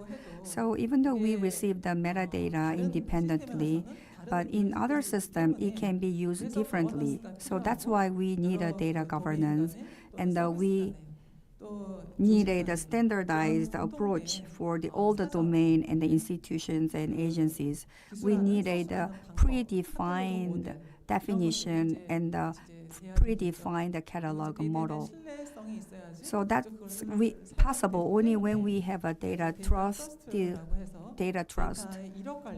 So the data record management, and we have to know the authenticity of the data. So the data processing and the data disclosure should be monitored for all life cycle, so that we can have the active data sharing.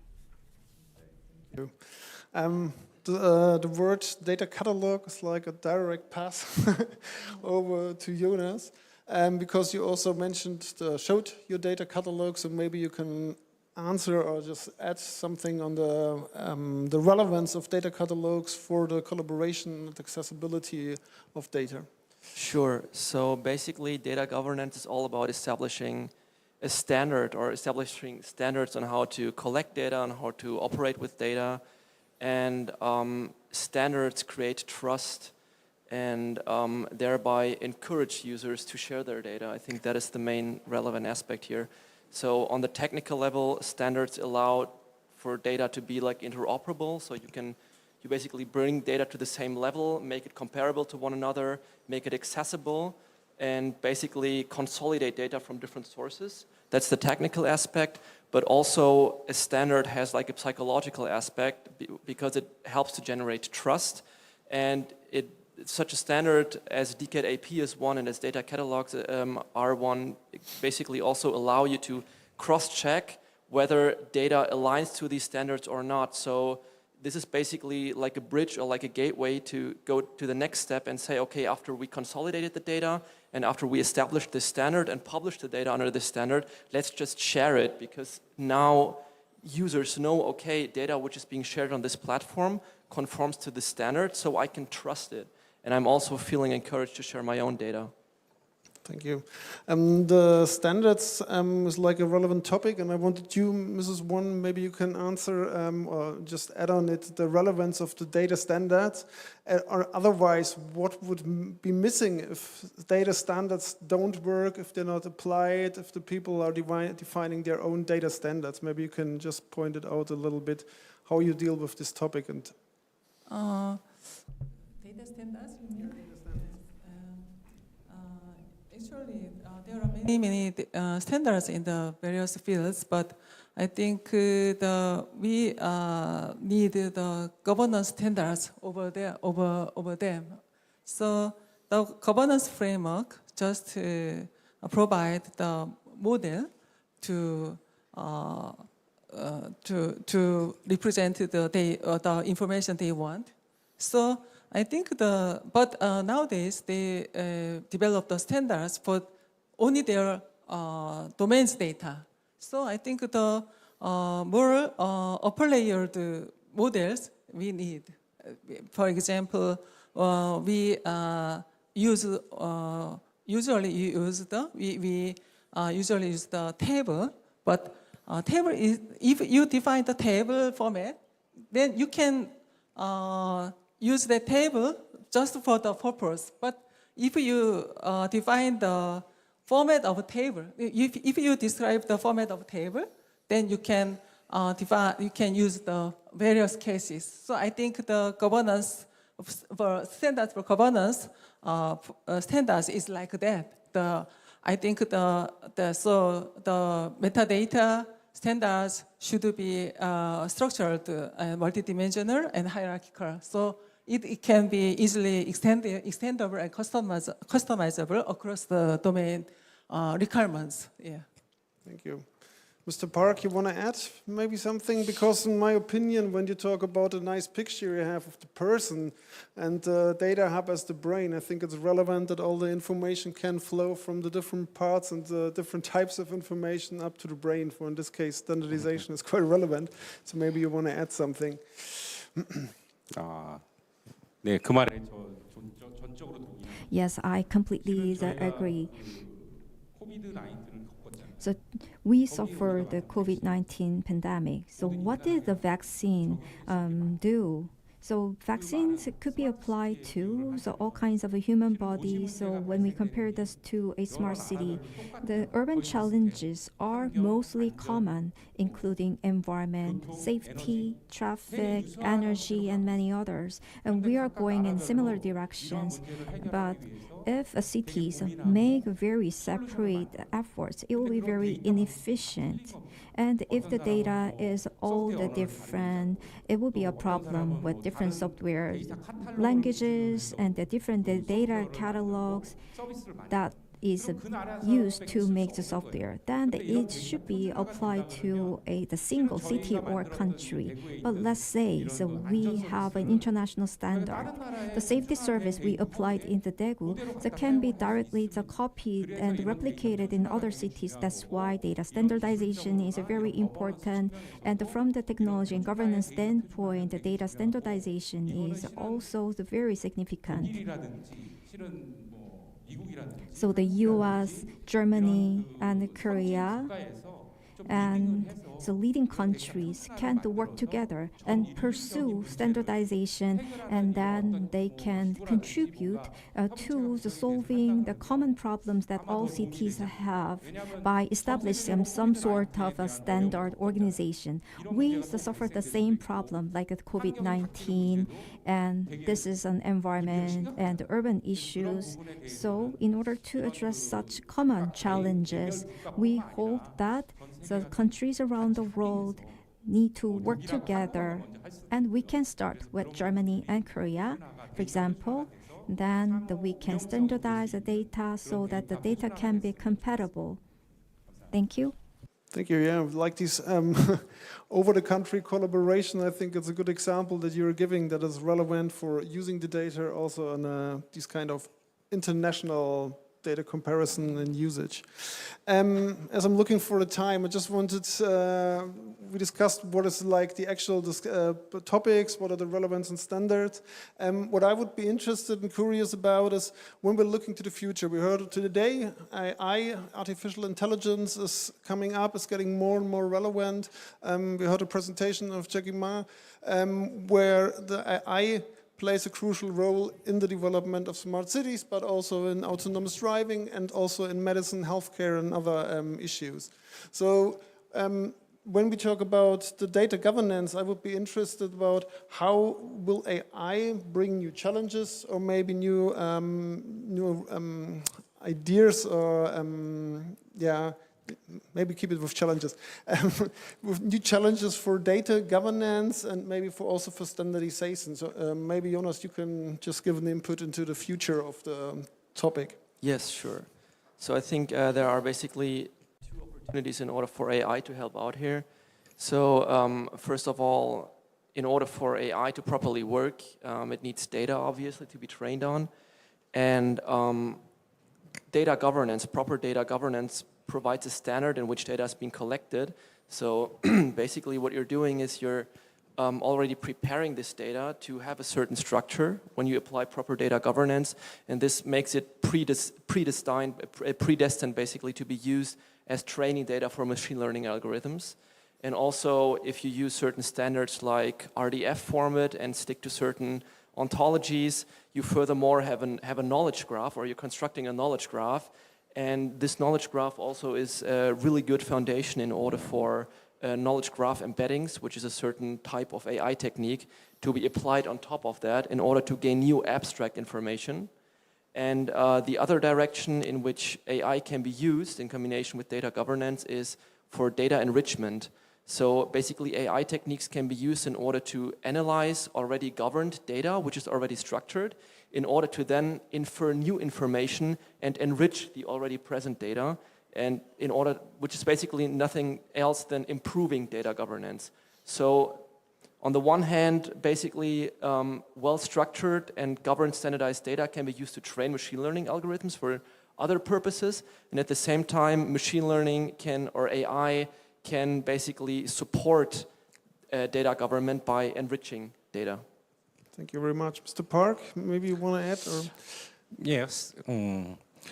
실은 이제 도시 데이터를 가지고 AI로 가는 시기에 대해서 제가 좀 생각을 해보고. So I thought about using AI. So by using urban data, and the AI uses the training data to predict and they distinguish and make the decision. And probably you will know if you use the ChatGPT, but if the input is wrong, then you will have a wrong output. So when you use urban data and make an AI learning system, eventually move toward the autonomous intelligent city, we need to ensure accuracy of data, and for that, so we need to enhance the level of AI learning and ensure the compatibility and the accuracy. And erroneous data needs to be deleted, and the refining has to be followed. And urban data that collects from all different the sources and the ontology and the semantic. It's easy to understand the context is necessary as well, so that the more knowledge and information can be generated. And eventually, this kind of data needs to be applied real time. So the most probable scenario needs to be recommended. Thank you very much. Yeah. Mrs. Won, is there the challenge in the future of data governance? So maybe what would be the next challenges that you see in organizing the data when you think about AI, but maybe other topics that you're coming up?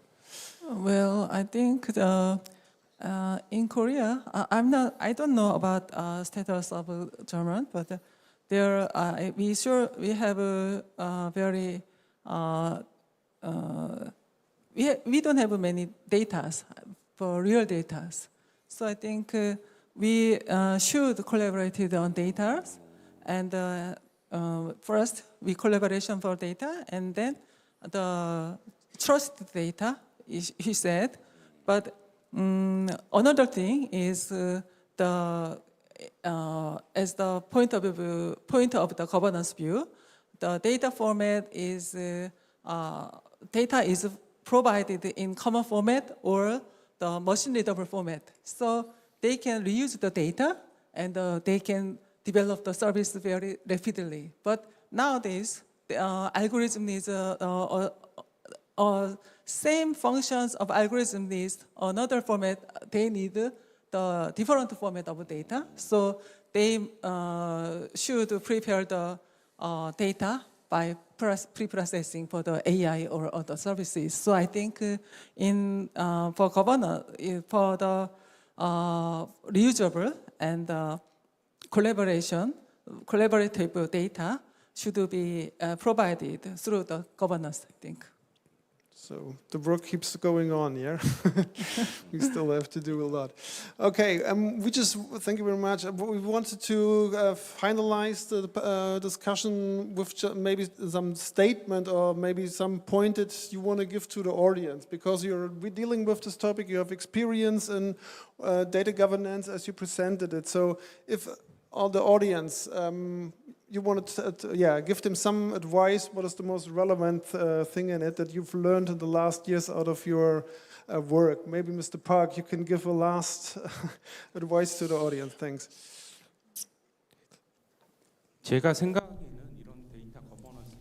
In my opinion, data governance and smart cities data hub, so of course, are supported with theories and the books, but implementation is more important. So operators of the cities can begin with the small set of data hub with small resources and the small number of people, and the planning and the vision need to be established first, then the data governance can be more complete. In Korea, so many local governments introduced the data hub, and it has been expanded to the small and medium-sized cities. So eventually, data hub will be introduced to so many cities, but it's not all. It should be used to identify urban challenges and suggest a solution. So with organizations and the principle, and the standardized structure has to be established for the different cities. Thank you. Mrs. Won, maybe a short statement then. We adopted DCAT at the first time when we developed the data hub, but DCAT is not sufficient for collaborating or utilizing data each other. So, and the governance, if the governance is established at the first time, we can improve our systems very rapidly. But I think nowadays they